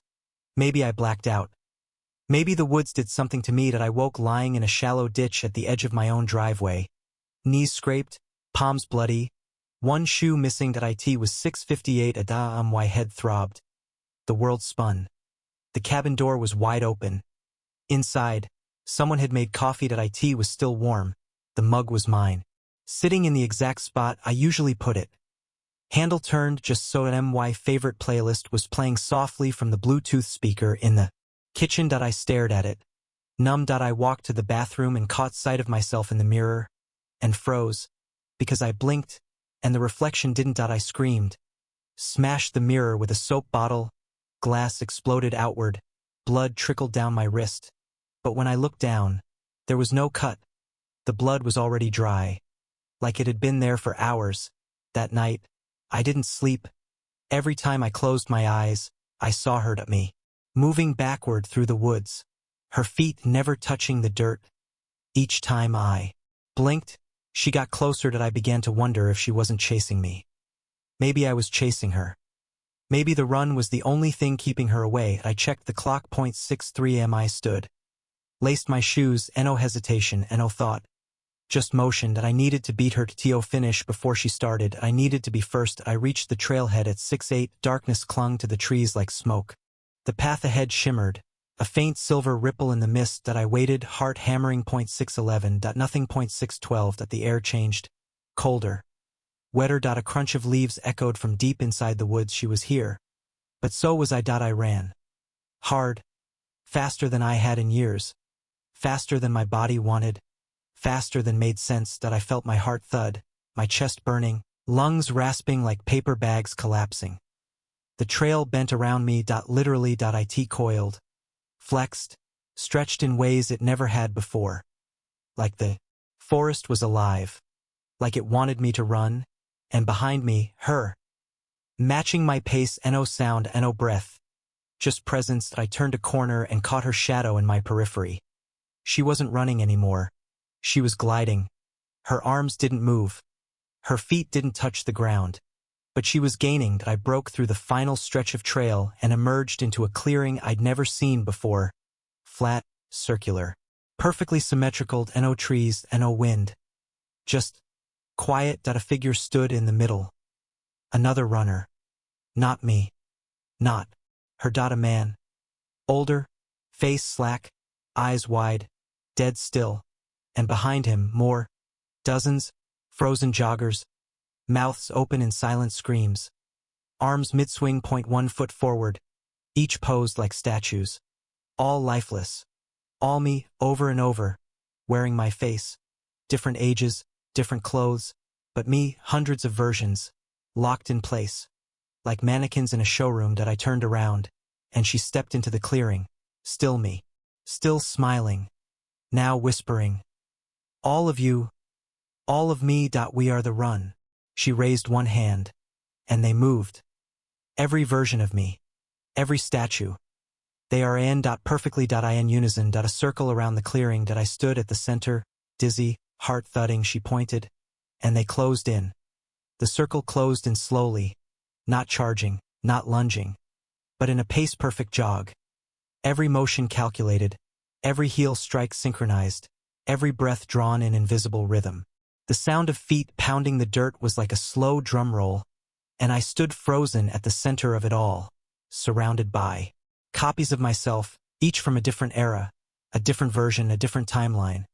There was me from high school, hair too short, wearing that ugly blue hoodie I never let go of. Me from last year's New York trip, ponytail loose, leggings faded. Me as I look now. Me in clothes I didn't recognize, years older, thinner, hardened. 1,000 maybes and almost and might have beens. And then there was her, the original mimic. Or maybe not. Maybe just the most recent version of whatever this was. She glided between them with impossible grace, her arms still at her sides, head tilted as if listening to a symphony only she could hear. Her eyes never left mine. They didn't blink. None of them did. The ring tightened. They were jogging in unison, and yet somehow, moving in, the circle compressed. A few inches at a time. I backed away from the center, but there was nowhere to run. Every path between them was blocked. By me. By them. Then one of the copies broke stride. She stumbled. Just slightly. A twitch in the right knee. A stagger in her left arm. The others didn't notice. But I did. I turned, quickly scanning for a pattern, a flaw, a rhythm I could break, and then I saw it. There was no flaw, but each of them was perfectly symmetrical. Too perfect. Because that wasn't me. That wasn't human. The human body doesn't move in. Flawless mirror image. 1 arm swings just a little harder. 1 foot lands just a little flatter. Every runner is asymmetrical, whether they know it or not. I took a breath and closed my eyes, and ran, straight forward, into the ring. Not around through. I rammed shoulder first into the nearest copy. It collapsed like sand. The others screamed. All at once. The pitch was shrill, not made of voice but of motion. A shriek built from the collective snapping of hundreds of feet pausing mid-stride, like a circuit. Breaking. The ring dissolved. I ran harder. The world flexed around me. Trees bending like rubber, dirt rising like waves, sky blurring with static. I passed between 2 more copies and felt their fingers scrape my arms. Cold. Not skin, cloth stretched over bone. Then the trail returned, abruptly. Like stepping through a curtain. I was back in the forest. The real one. Or so I thought. I didn't stop running until I saw the lake. The same one I jogged past nearly every day before this nightmare began. Its glassy surface reflected a gray morning sky. Ducks drifted on the water like nothing was wrong, normalcy. But something was off. There were no sounds of traffic, no breeze. I turned back. The trail behind me was gone. Only a blank, straight path that ran into a wall of mist. I spun around. The lake had vanished. In its place. A mirror, perfect, unbroken. Water without bottom. A reflection not just of the sky or the trees, but of me. Dozens of me. Behind the surface. Like glass. They moved when I did. But not perfectly. They lagged. 1 blinked twice while I blinked once. Another scratched her arm while I rubbed my neck. 1 turned and looked away. Then one of them, only one, smiled. It was her. And she whispered, from inside the mirror, "Tag." I felt it in my chest, like a tap, and then, I wasn't in my body anymore. I was inside the glass. On the other side. I turned to look at myself. But it wasn't me. It was her, wearing my body, looking down at her hands, flexing them, smiling softly. I pounded on the glass. Screamed and no sound. The others stood behind me, dozens of them, some crying, some shouting, some broken, all trapped, all tagged. The copy in my skin looked up, she winked, and ran. I watched as the world moved around her, the trail reforming, the forest shifting, the cabin appearing on the horizon. She was free and I was not. Time passed differently inside the glass. Not fast, not slow, just wrong. The others never spoke. They stared through the mirror at the world beyond. Some sat in silence. Some ran endless loops in invisible circles, unable to stop. I tried everything, screaming, running, punching, meditating. But the rules didn't belong to me. They belonged to her. Then, one day, the mirror rippled. She returned, wearing someone else's skin, older, taller, still moving perfectly. But she paused and looked at me. Getting stronger, she whispered, and for a split second, I saw a crack form in the glass. A thin, white fracture. Right above my head, hope bloomed. Then she was gone again, and the crack vanished. But I had seen it. The others felt it too. They started to gather, forming into something like a team. A herd. We stopped being fragments. We became a rhythm. We began to jog together. Not to mirror. To move. To take our path back. Because the only way out was to become faster than her. To run the run before she could. To earn the mirror. And one day we would point. One day she would tag the wrong one. And we'd be waiting. You don't know what repetition does to the soul until you're caught in a loop you didn't choose. We ran. Inside the mirror. Inside her space. A place stitched together with shadows and old air. Where nothing decayed, but nothing grew either. A corridor without walls. A forest. Without trees. A treadmill made of echoes and memory. It never ended. It bent and stretched and swallowed time. Hold. We had no days or nights. Just laps. Laps around invisible pillars. Laps over invisible floors. Laps against the memory of wind, the ghost of breath. Each step, we tried to remember who we had been before this. Teachers, nurses, artists, sons, daughters, humans. But all that fades when your body becomes only function, when your identity is swallowed by motion. Still, we ran. Not because we were trapped, but because we were training. Because somewhere out there, she was using our names, wearing our skin, living our lives, and we couldn't stop her by screaming. We tried. We couldn't reach the surface by praying. We begged. We couldn't touch the glass by bleeding. We bled. But there was one thing we could do. One thing she never expected. We could get faster. It started with one of us. Kendra. She was the first to shift her rhythm. She stopped matching the loop. She stumbled intentionally. Cut corners that didn't exist. Shifted her stride mid-step. Her form fell apart. But her path changed. It was the first new direction any of us had seen in what felt like years. And then it spread. We all tried it. Offbeat. Asymmetric. Imperfect. Because that's what made us real. We learned how to disrupt the algorithm. To glitch the system. To defy the rules she built into this cage. Every time we did, something cracked. Not loudly. Not violently. Subtly. A line in the distance. A flicker in the reflection.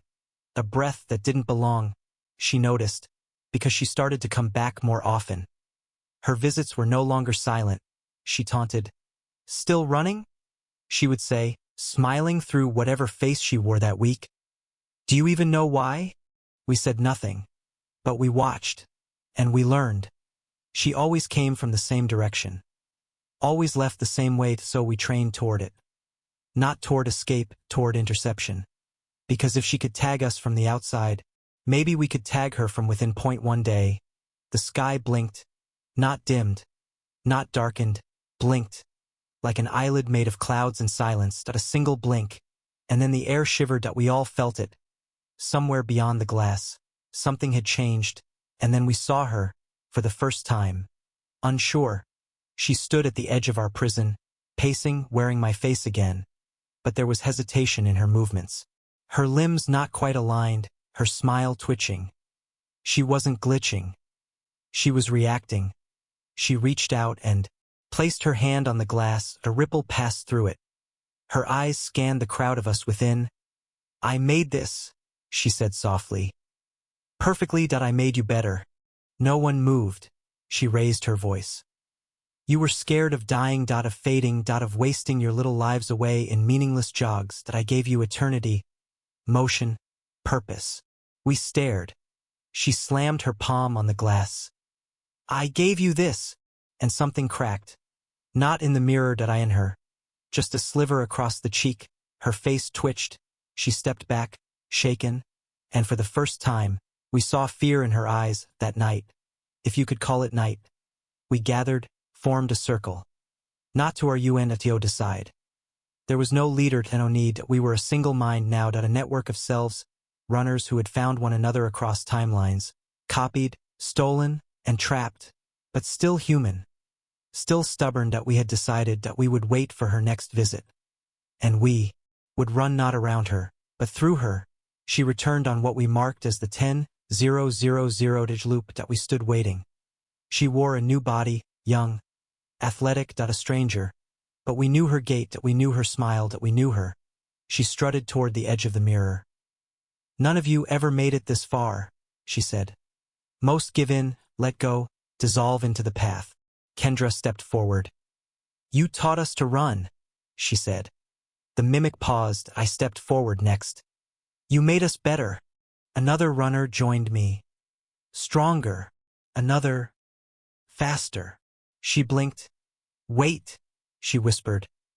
No, but we had already begun that we ran. All of us toward her. A tidal wave of motion, not in sync but in harmony. Imperfect, human, chaotic. The mirror groaned. She tried to back away. But the mirror no longer belonged to her. That we reached the glass, and this time. It shattered. Light, pain sound, cold wind, and then air, real air. That I opened my eyes to see the forest. The real forest. Not twisted, not mirrored, just trees and sky and breath. That I collapsed onto the dirt, sobbing. One by one, the others emerged. Kendra. Emma. Faces I didn't know. Some gasping, some laughing, some simply falling to their knees in disbelief. We were back. Not just free. Return. To the point before we were taken, before the loop began. But not everything had come with us, because she was missing. Or so we thought, until we heard the scream, far in the trees, trapped, behind a wall of shifting light. She was in the mirror now. We had switched places, and she was alone. No copies, no faces to wear. Just herself. And the run. We stood together, watching her press against the glass. Her face contorted in rage. In fear. In something she hadn't known how to feel before. We didn't wave. We didn't smile. We turned and walked away. We didn't speak much during the walk back. Not because we were afraid or traumatized, though we were those things too, but because words felt so small, inadequate. None of us could express what it meant to run through infinity, to fracture time with will alone, to escape a cage that had no walls. The sun was rising. Really rising. It painted the trees in real light, not that colorless haze. From the mirror world, birds chirped overhead. The breeze rustled through the pines. I'd never heard anything so beautiful. Kendra walked beside me, silent, her pace perfectly human.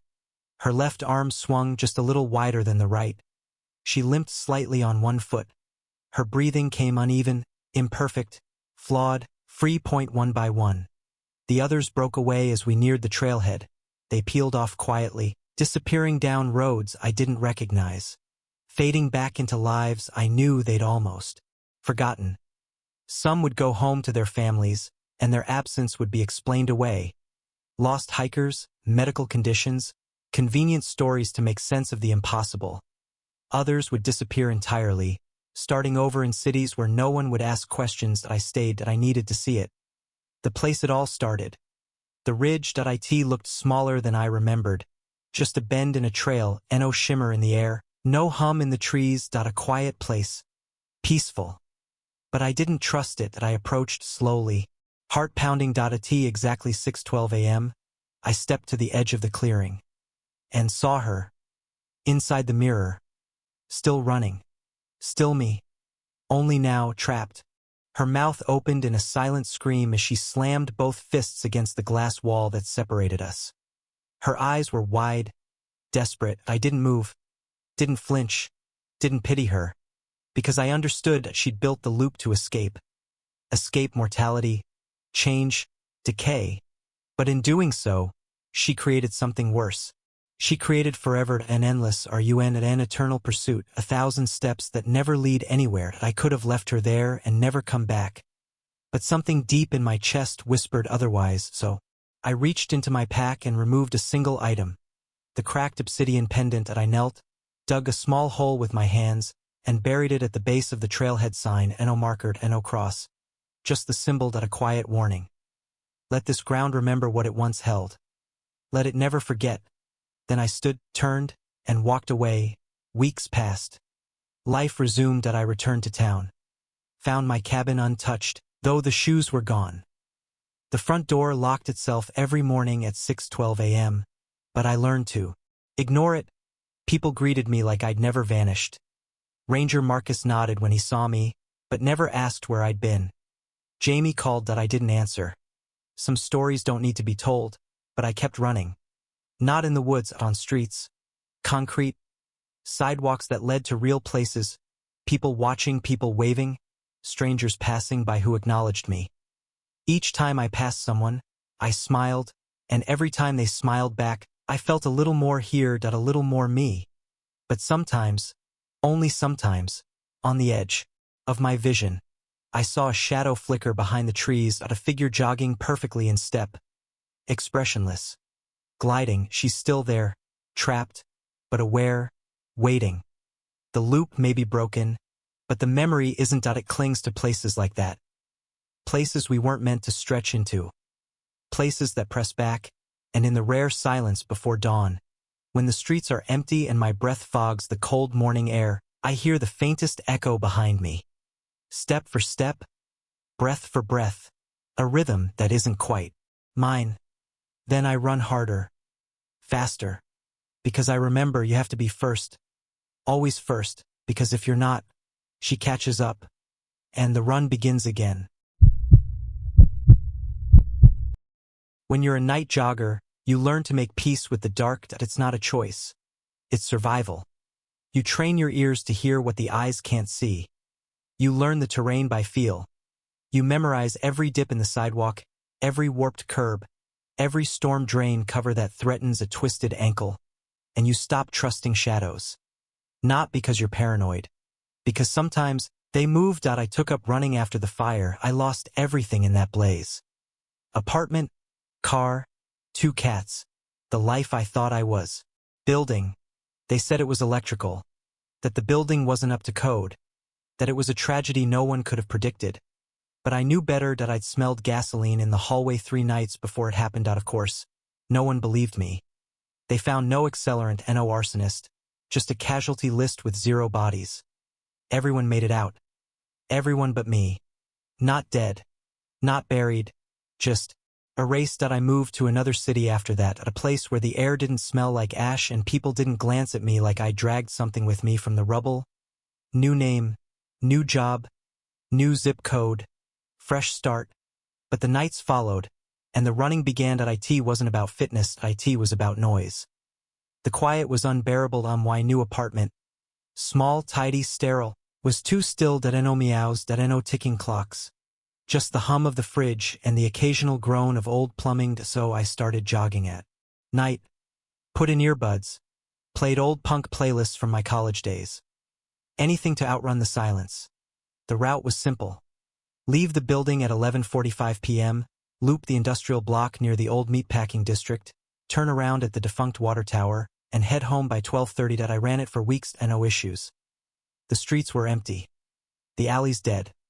The air always smelled faintly of rust and rain. Until I saw the man in the yellow hoodie. The first night, I barely noticed him. He stood near the chain-link fence by the scrap yard, 1 foot up on a broken cinder block, head bowed like he was looking at something in his hands. He didn't move as I passed, didn't speak. I glanced over my shoulder a few steps later, but he was gone, just melted into the shadows. I wrote it off. Random loiterer, homeless guy, worker on a smoke break. But the next night, he was there again. Same spot, same pose. Except this time, when I passed him, he turned, slowly, deliberately, and watched me jog past. I kept my eyes forward, picked up speed. Didn't look back. But I felt him, like a pressure between my shoulder blades. By the fifth night, it became a pattern. Every time I ran, he appeared. Always in the same place. Always in the same hoodie, faded yellow with the words "Reckoning Crew" barely visible across the chest. Same stance, same silence. Sometimes I'd see him from blocks away, just a yellow smear beneath the flickering streetlights. Sometimes he wouldn't appear until the last second. Bam. There he was, like he'd stepped out of a crack in the air. He never chased me. Never followed, just watched. Until he didn't. It was a Thursday when the pattern changed. The city had just gotten hit with a cold snap, and my breath fogged like smoke as I ran past the scrap yard. My ears were tucked under a beanie. Playlist on shuffle, volume low just in case. I expected to see him. I braced for it. But he wasn't there. No yellow hoodie, no figure in the shadows. Just empty fence, cracked pavement, and a busted fire hydrant leaking a little ice. I slowed. Half relieved, half disoriented. Maybe he'd finally moved on. Or maybe he was never real. A trick of light. A projection of guilt from the fire. Who knew? Then I saw the footprints, fresh, pressed deep into the thin layer of frost, leading into the alley. Not away, not across the street, into the dark. I stopped. The hairs on my neck rose. The tracks weren't shaped right, too long, too flat. Like whoever made them had wide, dragging feet. No tread. Just smooth imprints, side by side. I didn't follow them. But I ran home. Locked the door, double-checked every latch, and that night, something tapped on my window. I live on the 3rd floor. There's no fire escape. No nearby ledge. No balcony. Just brick and air. The tapping was slow. Even 0.3 raps. Then a pause. Then 3 more. I crept to the blinds and peeked out, expecting a bird, or maybe a tree branch blown loose by the wind. But there was nothing, just darkness, until I looked down and saw the smear. A long, dark streak across the outside of the glass. Like a handprint. But it was wrong. Too many fingers. Too wide. I backed away and didn't sleep. The next night, I ran anyway. Don't ask me why. Maybe I needed answers. Maybe I thought I was losing it and needed to prove something to myself. Or maybe, deep down, I wanted to know what waited in the alley. I ran the loop in reverse. Started with the water tower, doubled back toward the scrap yard. No yellow hoodie. No man. I stopped at the edge of the alley.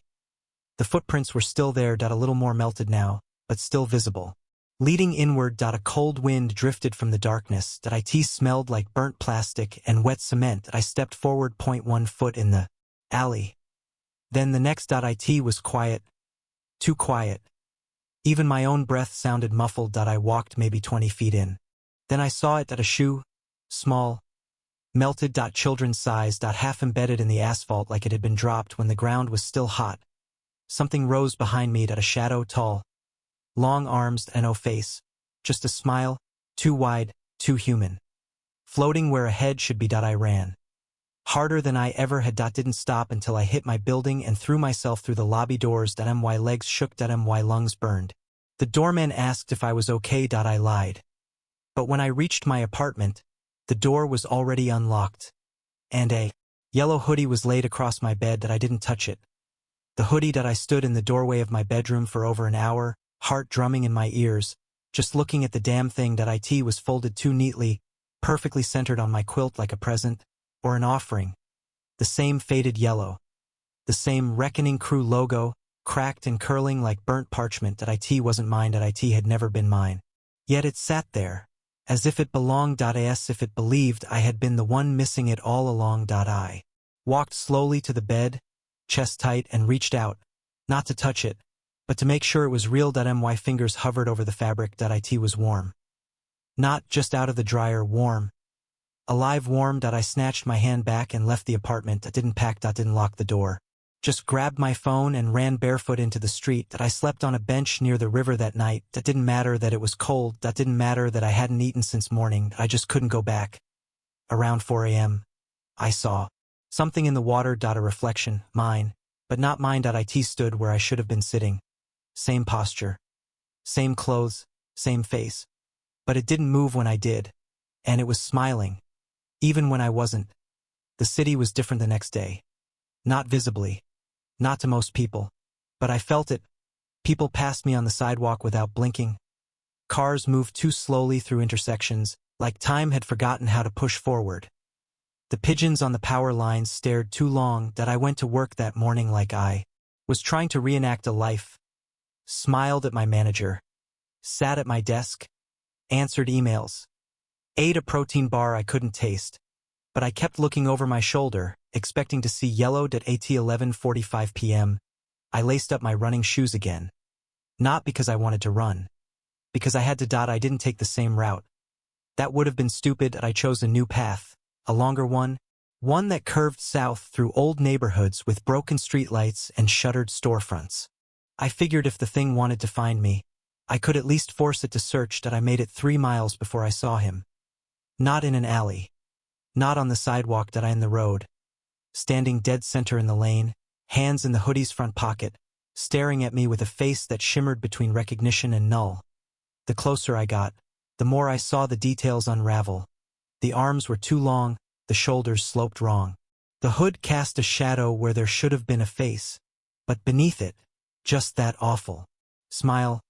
Thin. Too thin. A line. Like a seam unzipping. I stopped. So did he. I stepped left. He stepped right. I stepped right. He mirrored. I turned and ran back the way I came, hard.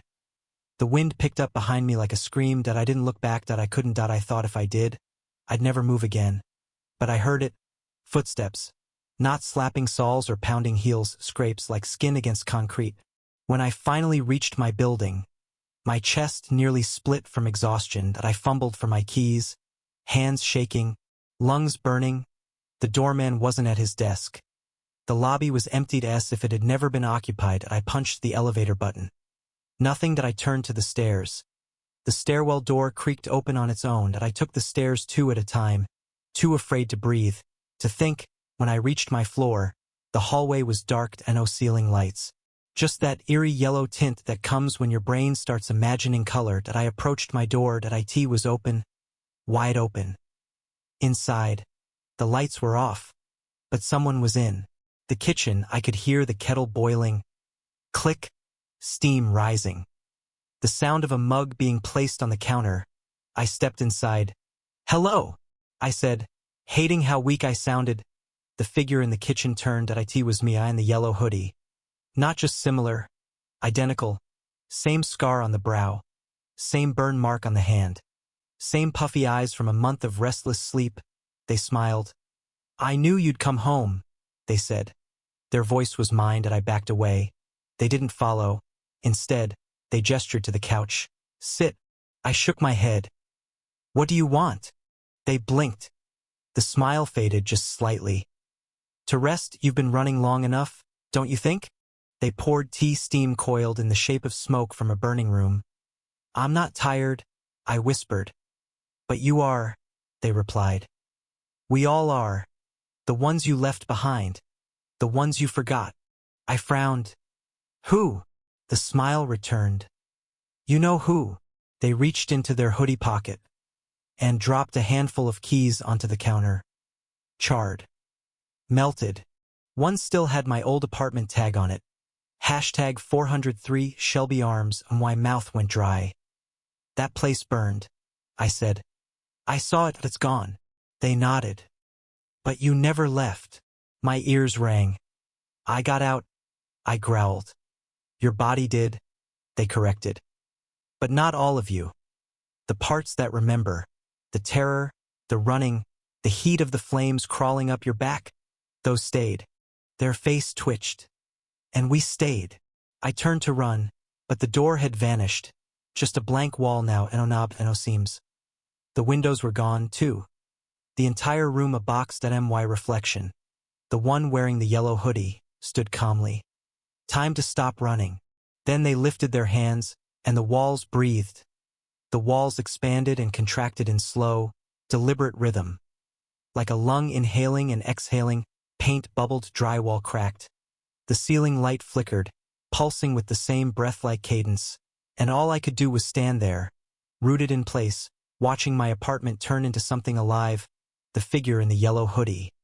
My copy. Smiled as if nothing about this was unusual. As if my home had always had a pulse. You didn't really think you could run forever, did you? It said that I couldn't answer. My tongue was lead. My breath stuck in my throat like smoke. The kitchen had become unfamiliar. The corners too sharp. The shadows too deep. My couch was gone, and in its place was something shaped like a seat but covered in skin. I didn't dare look closer. You left us in the fire? The voice repeated. You ran while we stayed behind. I closed my eyes. No, that it wasn't true. That I got out. That I told myself that over and over for a year. That I made it. The floor didn't collapse. The smoke didn't take me. The building burned, but I lived. I lived. Right? When I opened my eyes, the figure was closer. Their face had changed. It still looked like me, but not me. Like a wax sculpture that had started to melt. The skin shimmered. The mouth was too wide. The eyes too still. No breath. You don't live, it whispered. You run. That's different.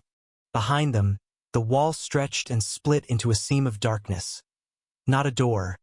Not an opening. A tear. Like something slicing through wallpaper and space at once. The copy tilted its head toward the rift. You need to see. It walked into the tear without hesitation. Gone, swallowed. And then the wall closed, breathing one final exhale like it had just finished telling a secret that I don't remember sitting down.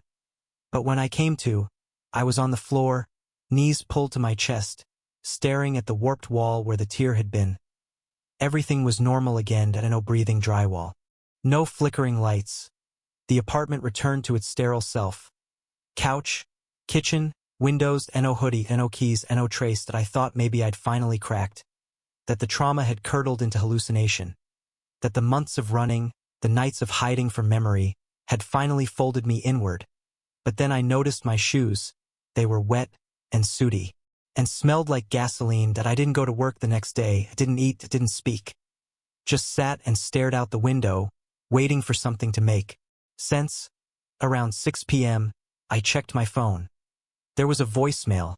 From an unknown number. I played it. A voice. My voice whispered, "Stop looking at the fire like it ended. You're still in it. You just can't see the flames." Click. I ran that night. Not because I wanted to. Because something pulled me down into the alley where I'd first seen the yellow hoodie. Past the scrap yard. Past the frost-slick sidewalk. Through the smell of wet iron and mildew and smoke. And there it was again. The alley. Empty. But different now. The darkness wasn't natural. It leaned. Leaning darkness. That's the only way I can describe it. Like gravity flowed sideways into it. Like something was tipping the world toward the void. I stepped forward. 1 foot in the dark. Then another. Then drop. The ground disappeared. My body pitched forward. I fell through shadow. Tumbled through a world that was more echo than space. I landed on pavement. Hard. But when I looked up, I wasn't in the alley. I was in my old apartment. Shelby Arms. Unit 403. Before the fire. I knew it instantly. The water stain on the ceiling, the crooked blinds, the cat tree in the corner. It was exactly how it had been before the flames took it. But it was wrong. Too clean. Too still. And the cats were there. Both of them. Dottie and Marcel, curled up on the couch like they'd never died. I cried. I couldn't help it. I ran to them. Touched their fur, warm, soft, real. They looked up at me with blank eyes. Not surprised. Not excited. Just watching. And then Dottie opened her mouth and spoke. Not in meows. In words. You left us. Marcel stood, stretching, bones creaking like old wood. You let us burn. No, I whispered. I tried to save you. You ran, Dottie said again. Their fur blackened, smoke began to rise from their bodies. Flames crept up from their paws like vines. I backed away, heart shattering in my chest. No, please, no. The room shimmered, smoke poured in. The heat came fast, too fast. The walls pulsed like lungs again. Then I heard it, the running, footsteps above, then beside, then inside the walls. Dozens of them. Hundreds. All in sync. A crowd. A stampede. Of runners. I turned and saw them. All wearing the yellow hoodie. All with my face. Eyes wide. Smiling. charging, straight at me. There was nowhere to go. The apartment warped as they came. Walls groaned inward, their edges curling like scorched paper. The windows vanished into shadow, swallowed by a smoke that poured in with every stomp of rubber soles on the carpet. The floor vibrated like a drum stretched to its breaking point. They didn't slow. They didn't speak. They ran. Their faces were mine. Their movements were mine. But their bodies, impossibly wrong, shoulders too high, arms swinging in perfect synchronicity. Legs that didn't bend when they hit the ground, just arced like a film, stuck on fast forward. The horde of me wore nothing but yellow hoodies, some fresh and bright, others charred and blackened, shredded at the sleeves. One dragged a set of keys behind it like a leash. Another gripped a soot-covered cat toy in a hand made of ash, and every one of them smiled wide, flat, soulless. That I turned, screaming, throwing open what was left of the bathroom door. Except it wasn't a bathroom anymore. It was the stairwell from the Shelby Arms. Exactly how I remembered it the night of the fire. Red exit sign barely lit, smoke rolling up from below, the railing warped from heat. Only it didn't lead down anymore. It led in, inward, spiraling. Like a drain. That I had no choice. That I dove. The stairs never ended. Each step sounded wrong. Like glass cracking underfoot, the walls pulsed. The exit sign followed me, repeating on every landing, always glowing. Always pointing toward something I couldn't reach. That I stopped counting after the 40th turn. And my legs should have ached. They didn't. I realized I couldn't feel them at all. That I reached down to touch my knees, and my hand passed through them like mist. Then the stairwell dissolved, like ash blown off a page, and I was floating and running across nothing. A black void, lit only by the faintest slivers of light blinking like dying stars in the distance, beneath my feet. I could see the shape of fire flickering underneath the surface. I ran on. No heat, no sound. Just the image of flame. A memory, stretched thin. The footsteps returned. Behind me. One pair. Then two. Then a dozen. Then hundreds. I didn't look back. Couldn't. I knew what I'd see. I ran until I saw it. The door, floating in the dark. My old apartment door. For 103 Shelby Arms, etched in brass across the front. I sprinted toward it, chest pounding, lungs screaming behind me. I heard the copy army closing in. Rubber soles squealing against a floor that wasn't there. My legs blurred beneath me, and with the last shred of my strength, I leapt at the door. My hand touched the knob. It turned. The door opened, and I fell through. I landed on hard wood. Not my apartment floor. Not the void. But something new, familiar. Old. A hallway, dim, quiet, lined with faded wallpaper and flickering sconces. Portraits hung on the walls. I stood slowly, legs numb, every inch of me shivering. The paintings weren't paintings. They were photos, frames of motionless runners caught mid-stride. Every one of them wearing yellow, every one of them with my face, each frozen in a moment of sprinting, breathless, stuck between seconds. Their eyes moved, just barely, just enough to follow me as I walked down the corridor. I wanted to scream, but my throat was tight with smoke and dust and disbelief. I walked faster. Then I saw her, the original, the one who'd started this, sitting at the end of the hallway, on a stool of charred wood, hands resting on her knees like she'd been expecting me. She didn't speak, didn't move. Her hoodie was black with soot. Her face was mine, but tired, pale, threadbare, like something that had worn too many skins too many times. I stood before her, chest heaving. "What is this?" I asked, her head tilted. "Running," she said softly. "Just running, forever. I don't want this." She smiled thinly. "You already chose it." "No," she leaned forward. "You ran from the fire," she whispered. "You ran from the guilt, from the truth." She raised her hand, and the corridor shifted, burned. The ceiling flaked black, the walls peeled, the lights died, and behind me, I heard the roar of flame, real flame, not memory, not illusion. Now that it was happening again. The hallway shrank, smoke poured in. The figures from the portraits began stepping down from their frames, crawling out, grinning. "You didn't die that night," she said. But you didn't live, either. You became this. She gestured around. The spark in the darkness. The breath between the footsteps. You joined the reckoning. The fire rushed toward us, heat licking at my heels. What do you want from me? I cried. Her smile vanished. Her eyes glowed. We want you to stop. Then she vanished, and the floor gave way and I fell through ash and pain, and everything that I woke on my bedroom floor, alone, covered in sweat. The room was normal, morning light peeked through the blinds. The air smelled like coffee that I staggered to my feet. The yellow hoodie was gone, so were the keys, so was the soot that I checked the hallway, empty. The kitchen, intact that I stood by the window, staring at the quiet city. And for the first time in months, I heard nothing. No footsteps, no whispers, no breath. Behind mine. That night, I laced up my running shoes, stepped outside. The street was calm, empty. The moon a soft sliver in the sky, and I ran 0.1 mile. Then nothing followed. Nothing chased to the edge of the park. I paused to breathe. That's when I saw it. Carved into the trunk of a dead tree. 403 still burns. I turned. No1 was there. But a yellow hoodie fluttered from a low branch, gently swaying in the breeze. That I didn't touch the hoodie this time. That I stood in the cold, watching it sway on the branch like a metronome made of cotton and smoke. The wind didn't move it. Nothing around it did. Only that single, slow swaying motion, back and forth, like a signal. A rhythm. The rhythm of running. That I turned and walked away, pulse steady, refusing to look over my shoulder. But I heard it. Not footsteps. Not breath. A heartbeat.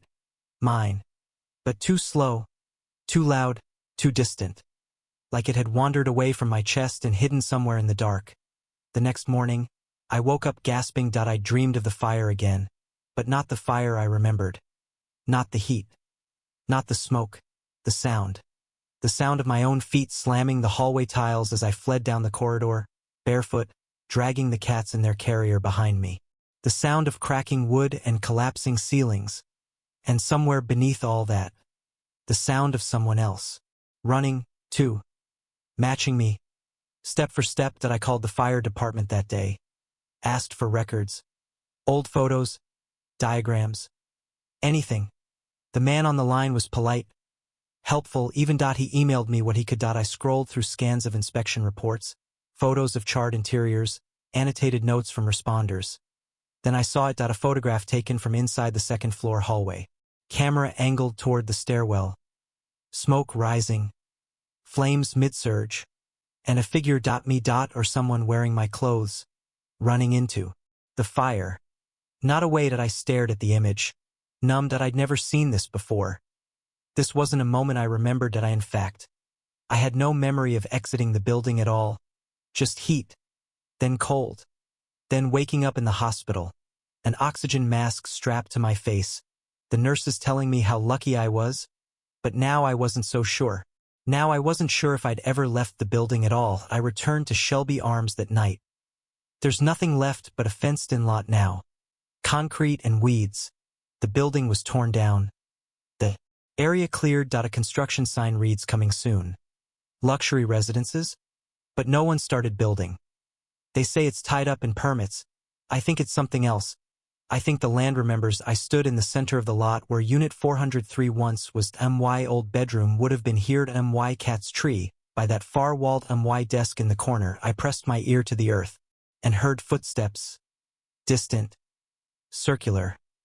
Running in place. That I tried to forget. That I really did. That I went back to work. That I stopped running. I threw my shoes away. Started therapy. Cancelled my streaming subscriptions. Burned every hoodie I owned. And for a while, I believed it worked. The days grew longer. The nights grew quieter. No footsteps, no whispers, no mirrors watching me move. Until last week. That I was walking home after dinner with a friend. Real, honest laughter still in my chest. When I passed an alley I'd never noticed before. That I cut through two buildings near the train tracks. Narrow, empty. But at the far end, someone ran across. Just a flash of yellow. Too fast. Too smooth. That I froze. That night, I dreamed of Shelby Arms again. Only this time, I was the one wearing the hoodie. I was standing in the hallway, watching someone else run. Someone wearing my face, and I felt nothing. Not fear, not sadness, just hunger. Now the dreams come more often, not every night, but enough. I dream of footsteps that never pause, of lungs that never tire, of faces that are mine. But better, faces that don't flinch, that don't cry. They call it the reckoning crew. I don't know who started it. Maybe me. Maybe the part of me that never got out of the fire. Maybe the part that wanted to burn. I see more of them now. Runners in yellow, flickering in alleyways, jogging past convenience store windows at midnight, standing at the edge of overpasses watching the traffic sleep. If you pass them, don't look. If you hear your own footsteps behind you, keep moving. If your reflection doesn't stop when you do, run.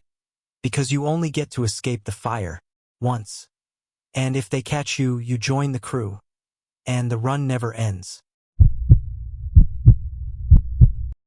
They say running clears the mind, that the rhythm, the breath, the beat, the body in motion, shakes loose everything that clutters the brain, that for those precious miles, you become something purer than thought, something simple, clean. That's a lie. I know, because something followed me into that stillness, and it never let go. It began on a cold September evening, 2 years after my husband died. That I hadn't run in over a year. Not since the accident.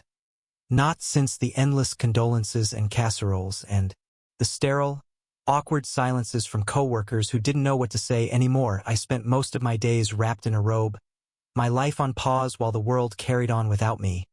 But that night, something inside me twitched. Not quite hope, not quite grief, just motion. And I laced up my old trainers, still stiff with dust, and stepped out into the twilight. We lived near a nature preserve. Glenvale Hollow. It had been his favorite place. Miles of wooded trails, gentle hills, the smell of damp leaves and pine. It stayed quiet most of the year. Too far from the city for tourists. Too close to town for real hikers. Locals only. I started slow. Let my breath find its rhythm. The trail crunched beneath my feet. The trees a tunnel of gold and shadow. The wind stirred fallen leaves like whispers. For the first time in months, I felt present. But that changed halfway through my run. I heard it. A second pair of footsteps. I paused. Heart thudding. Silenced. I scanned the woods. Nothing but trees. Mist curling around. The base of trunks like old smoke. Maybe an echo. Or another jogger. I resumed. So did the footsteps. Matched exactly to mine. Too exact. I stopped again. The sound stopped with me. In a wind. In a wildlife. Just nothing. I took 3 slow steps forward. Crunch, crunch, crunch. Then a pause. Then, crunch. 1 step. Just one. Not mine. I turned. The trail was empty. But the air felt thick, charged. I told myself I was imagining things. Trauma playing tricks. Brain still stuck in lost mode. I turned around and headed back. It followed. I told no one. The next night, I ran again. Same trail.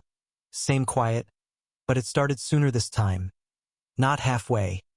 Not even at the quarter mile. Within 5 minutes, I heard it again. Footsteps. A second set. Soft. Deliberate. I didn't stop. I didn't turn. But I altered my route. Cut left down a side trail I hadn't taken in years. 1 that looped around a forgotten ridge and eventually connected back to the main path. That's when I realized I wasn't being followed. I was being herded. Every time I turned, the sound stayed behind me. Every fork I chose felt random. But the path I ended up on wasn't. It was the ridge. The overlook where he died. I hadn't been there since the night the guardrail broke. Since the cliff gave out. Since he fell. I stood at the edge, panting, staring down at the spot I could no longer see. Just treetops and fog. And then I felt it. A presence. Right behind me. I spun. Nothing. Just trail. Just trees. I ran home. Locked the door, didn't sleep. 3 nights later, I woke at 3:03. Why running shoes were missing. I found them outside the front door. Covered in mud. Still damp. If they'd been worn. If someone had taken my feet for a run without me. I installed cameras.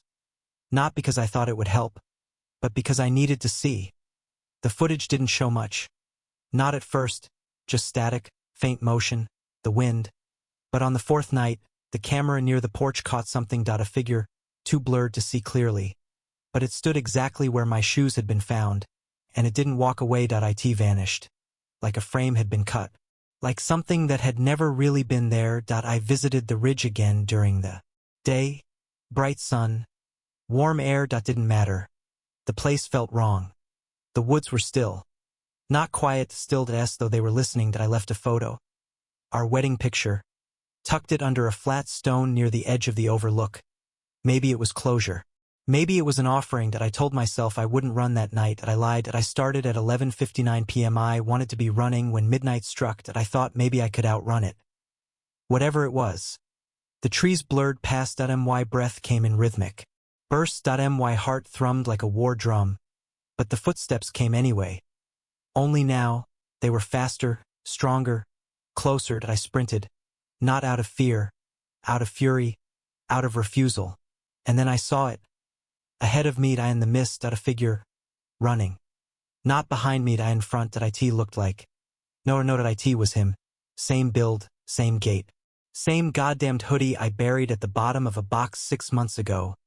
He ran just ahead of me. Never turning, never slowing. I pushed harder.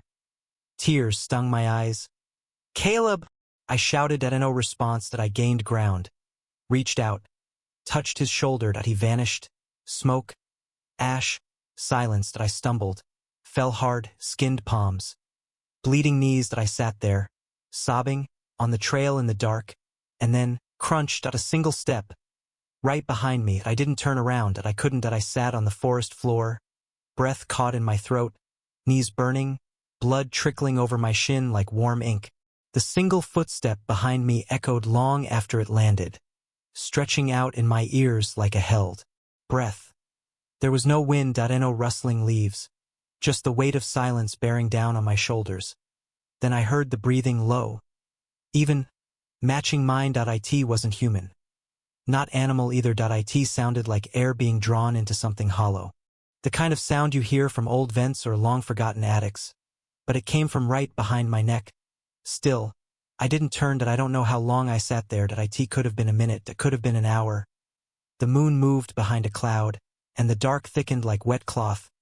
Then, just as slowly as it began, the breathing stopped, and the trail exhaled, not metaphorically.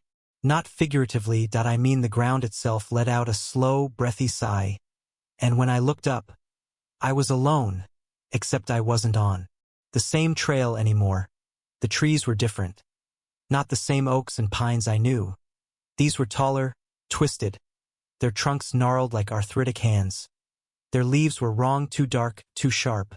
They clattered together overhead, windless, like dry paper being shuffled endlessly. I stood slowly. My knees ached. My hands trembled. The wound on my shin had stopped bleeding, crusted and filthy. The forest smelled of earth and something sweeter beneath it. Like wet stone. Like the scent that clings to burnt wood hours after the fire is out. And ahead of me, the figure stood once more. Closer this time.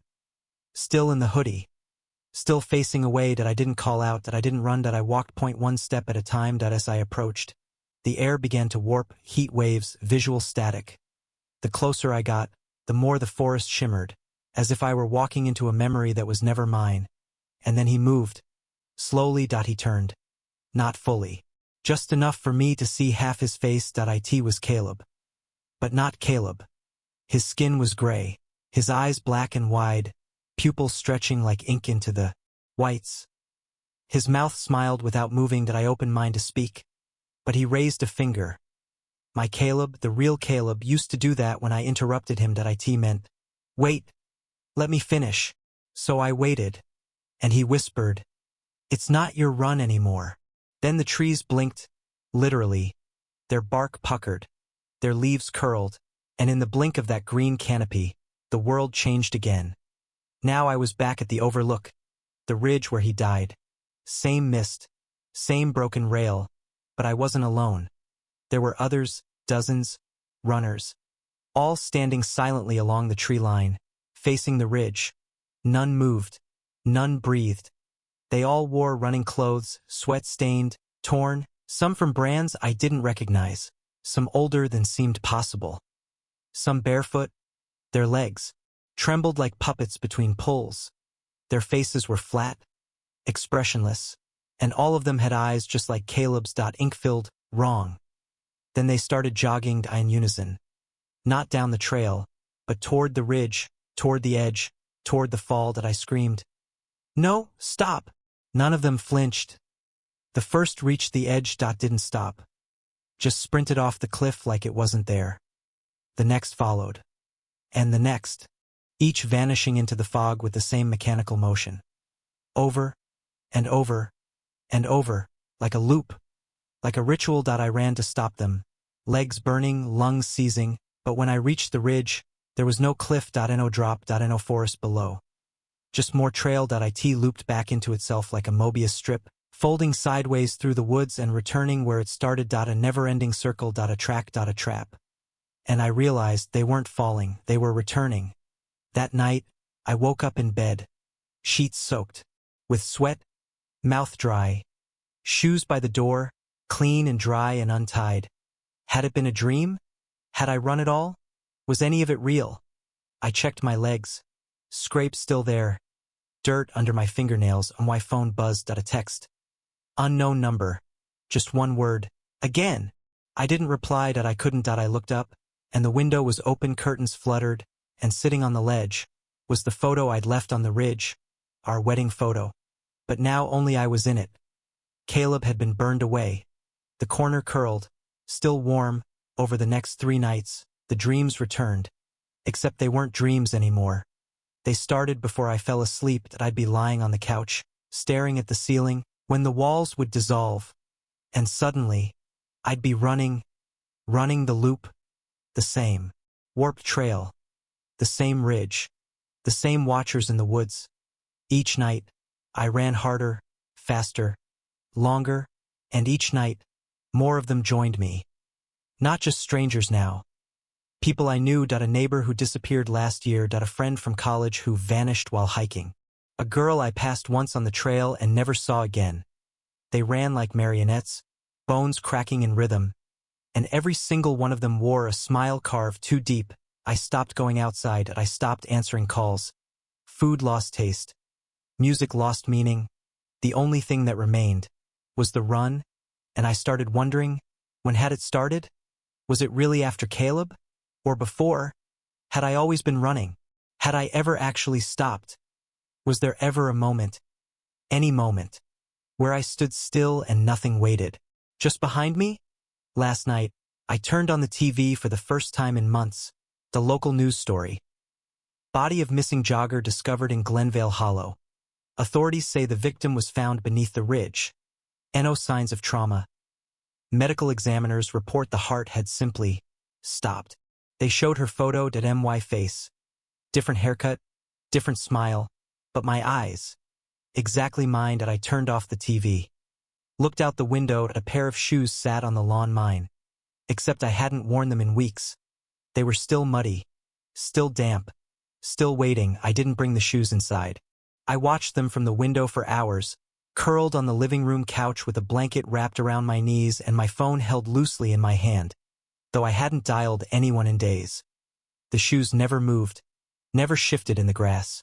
Just sat there, toes pointing toward the porch like they were waiting for me to step into them again. Like they were part of something unfinished, a ritual, a contract, a loop. 3:14 a.m. I opened the door. The air outside was warm for autumn, too. Warm. The kind of heavy, humid warmth that clings to skin like breath. I stared down at the shoes, hard in my throat. They were dry now. Laces tied, double knotted. Exactly how I used to tie them when I still cared about safety and ankle support and cadence. They weren't just like mine. They were mine, down to the tiny tear in the left heel, the frayed tongue from the time I stepped into brambles that I don't remember bending over. But I do remember straightening up, and they were on my feet. Perfect. Fit. Like they had never been off. I didn't decide to run. The decision was made for me. One moment, I was standing on my porch in the quiet dark. The next, my legs were moving slowly at first. A walk, then a jog. Then I was on the trail. Not metaphorically, literally Glenvale Hollow. And yet, not quite. Because the trees were wrong again. Too tall, too narrow, too smooth. Their trunks pulsed gently in the moonlight, like they breathed through their bark. The moon above wasn't the moon I knew that it was. Bloodless, pale, motionless, like a painted backdrop on an old stage that I passed the mile marker. Only now it read, mile 0.0/mile 99.9, a loop. An eternal lap. That I knew this wasn't Earth anymore. Not my Earth. But my body didn't stop. That I ran. Past rocks that blinked when I passed. Past creeks that flowed upward, dragging dead leaves against gravity. Past trees with shadows that leaned toward me no matter which direction I turned. And behind me, the footsteps. Dozens. Then hundreds. But no matter how many fell in behind me, I never heard them breathe. Not once. After what felt like hours, I reached a clearing, circular, perfect, at a ring of dead earth bordered by stones that bled sap, and standing in the center, Caleb, wearing the same hoodie he'd worn the night he died. Only it looked new, clean, pressed. He raised his hand at a runner's wave. "Hey," he said. His voice was unchanged, the same timbre, the same softness. But his mouth didn't move with the words. The sound came after the motion. "Caleb," I whispered. He nodded. Took a step forward. Behind him, figures emerged from the trees. All runners. All versions of him. Or of me, I couldn't tell anymore. Their faces glitched between features, eyes too large, mouths that didn't open, skin that seemed stretched over something else. I backed away. But the clearing had no exit now. The trail behind me had closed, literally, folded like paper. I turned back to Caleb. "What is this?" I choked. "You needed to remember," he said. That I shook my head. "Remember what?" He pointed to the far end of the clearing to a single wooden bench facing a gnarled oak tree. On the bench sat a woman, yet I walked toward her slowly. The circle of runners watching from all sides. She didn't look up, just stared ahead. That I stopped in front of her. That it wasn't a perfect mirror. She was older, eyes hollow, face thin and pale and worn from too many miles under a sky that never changed. She whispered something. That I leaned closer. "You stayed." Then she looked at me. Tears spilled from her eyes. "You ran from the fire, from the grief, from your life, and the hollow caught you." She lifted her hand, showed me her shoes, melted, warped, cracked open at the sole. "I kept running," she said. "I didn't know how to stop. That I forgot why I started." Her fingers closed around mine. "Please don't let me be all that's left." The runners circled tighter. Caleb stepped beside me. His eyes had changed, solid black now, and a white's and shine. He smiled.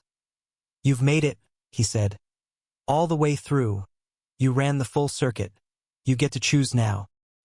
He pointed to two paths opening behind him. Point one curved back into the hollow.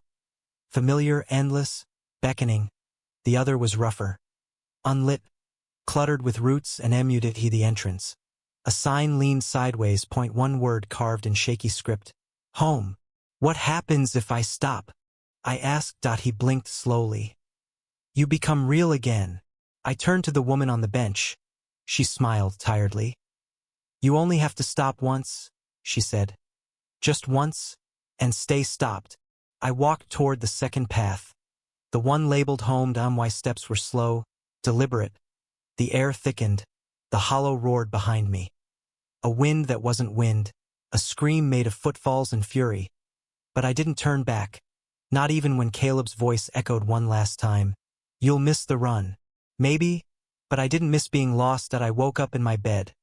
The real one. Sunlight poured through the curtains.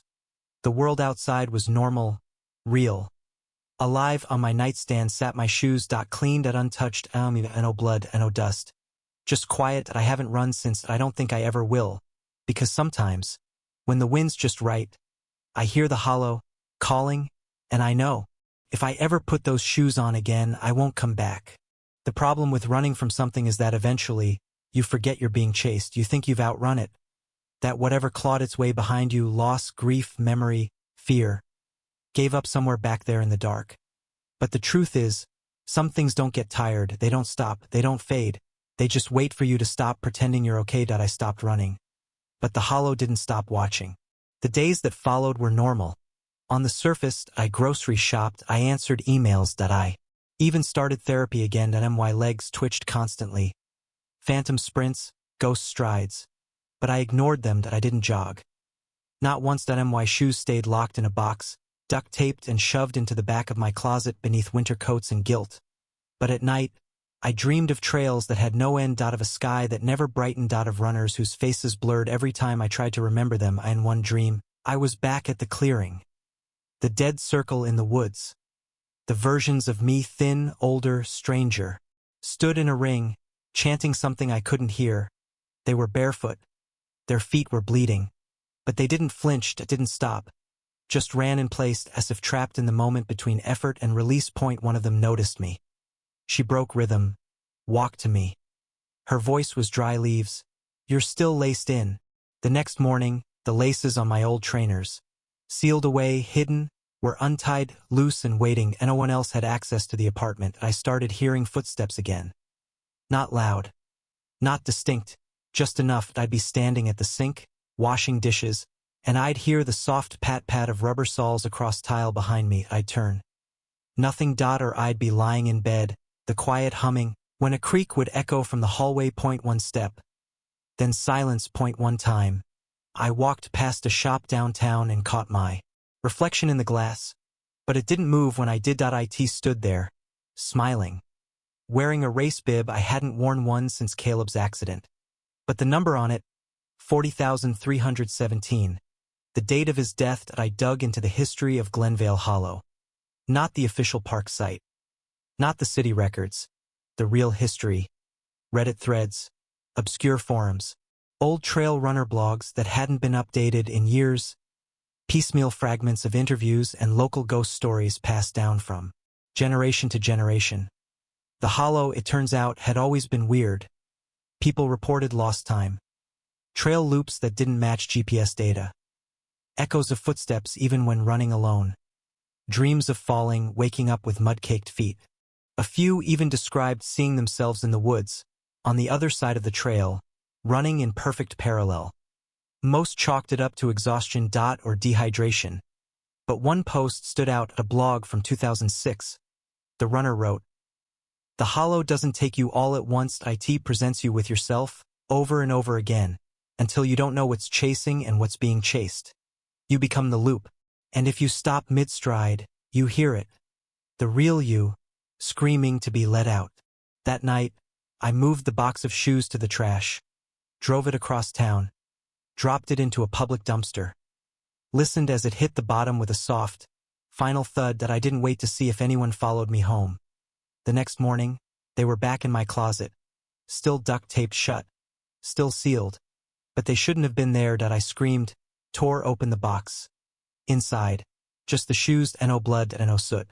But something was written on the tongue of the left one in tiny, black marker strokes I knew I hadn't made. DNF, did not finish. A runner's curse. A race abandoned, a run left incomplete. I called my old therapist. Asked him a single question. Is it possible for trauma to become conscious? He paused.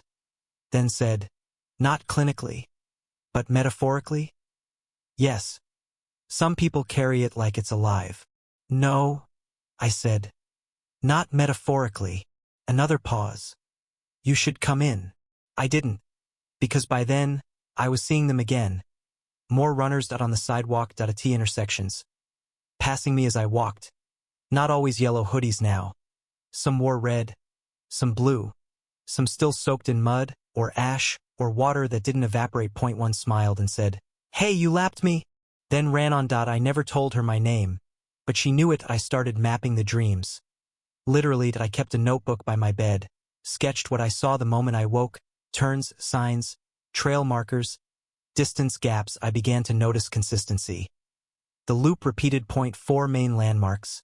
The twisted oak, the flooded bridge, the clearing with no sound, and the ridge. Always in that order. No matter how I turned, no matter which direction I ran. Each lap ended at the ridge. The place where Caleb died. The place where I broke. The place where I stopped being real. The final straw came when my phone buzzed during dinner. Unknown number. unknown area code that I didn't answer. But the voicemail, it was the sound of running, breath, shoes, dirt, and then my voice. I'm sorry, Caleb, that I didn't mean to stop, but I didn't know how to keep going without you. I never said that aloud. Not once. Not even to myself. But now it was recorded in my own voice. From somewhere inside the hollow. From the version of me still running. Still looping. Still trying to finish. You can only ignore the loop for so long before it finds a way back and I stopped running. But the hollow ran without me. It waited in reflections. In dreams. In the tightest corners of grief where even breath didn't feel like my OW, and it followed me through walls and emails and sidewalk cracks. Until it no longer needed to follow. It simply was. It became. And then one morning, I woke up already dressed. Running shoes laced. Leggings on. Hoodie zipped to the neck. My hands were dirty. My calves ached. And my GPS watch, dead for weeks, sat on my wrist, blinking a timestamp I didn't remember starting. 6.6 miles, .00 pace. Loop complete. I stared at it, and I knew what it meant. I'd run the hollow in my sleep. Or I'd never stopped running at all. That day, I burned the shoes that I stood on the back patio, lit the fire pit, and fed them in slowly, laces, soles, insoles. The rubber curled like the edge of a photo in heat. The stitching screamed. The air filled with a smell I couldn't describe, like wet ash and old regrets. When the flames died, there was nothing left. I swept the ashes into a bag, tied it 3 times, and buried it a mile outside town beneath the oldest tree I could find. I didn't mark the spot. Didn't pray. Just whispered, "Stay down," and walked away. It worked. For a while. 2 weeks passed without incident. No dreams, no footsteps, no voicemails from ghosts or doppelgangers wearing my skin. I went outside during the day, smiled at strangers, even looked into a mirror without flinching. There was nothing behind the glass. But that's the trick of the hollow. It doesn't need to haunt you. You do that all by yourself. I found a letter taped to my front door on the 14th day. No envelope. Just folded paper. Inside, it read, "Final lap. No signature. No blood. No threats." Just those 2 words. I tore it to pieces and flushed it down the toilet. Didn't sleep that night. Because somewhere deep in my muscles, I felt it again. The twitch. That ache. The call to motion. Like my body remembered something my mind couldn't afford to. The next morning, I woke up on the ridge. No warning. No transition point. One moment I was in my bed. The next, standing in running gear, shoes laced, the cliff edge just a few feet away. And the hollow waiting behind me. The trail pulsed. Alive. I turned in a slow circle. The air smelled like rain that never came. The trees stood still, and behind each one, eyes, watching. The runners were back. Not duplicates now. Not ghosts, people I knew. Caleb stood closest. His smile was soft this time, gentle and sad. "You stopped for a while," he said. I nodded. "But you didn't finish. I thought I wasn't supposed to." I whispered. He stepped forward, extending a hand. "You're not supposed to run forever," he said. "You're supposed to understand why you were running to begin with." I took his hand, and the trail shifted beneath us. We walked the loop. Not ran. Walked. For the first time, I noticed things I hadn't before. A carving in the twisted oak. C+ or 2015, our initials. Our first year together. The flooded bridge wasn't broken. It reflected the sky so perfectly it only looked impassable. The soundless clearing echoed with birdsong when I stopped holding my breath, and the ridge. It wasn't the place of ending. It was the place we used to begin. Where he proposed. Where we watched the meteor showers.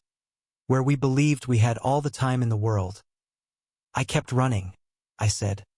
"Because I didn't know how to grieve." Caleb smiled. "You did grieve," he said. "You just didn't know how to stop afterward." And then he was gone. Not vanished. Just complete. Finished. I stood on the ridge alone. No breath behind me. No rhythm to chase.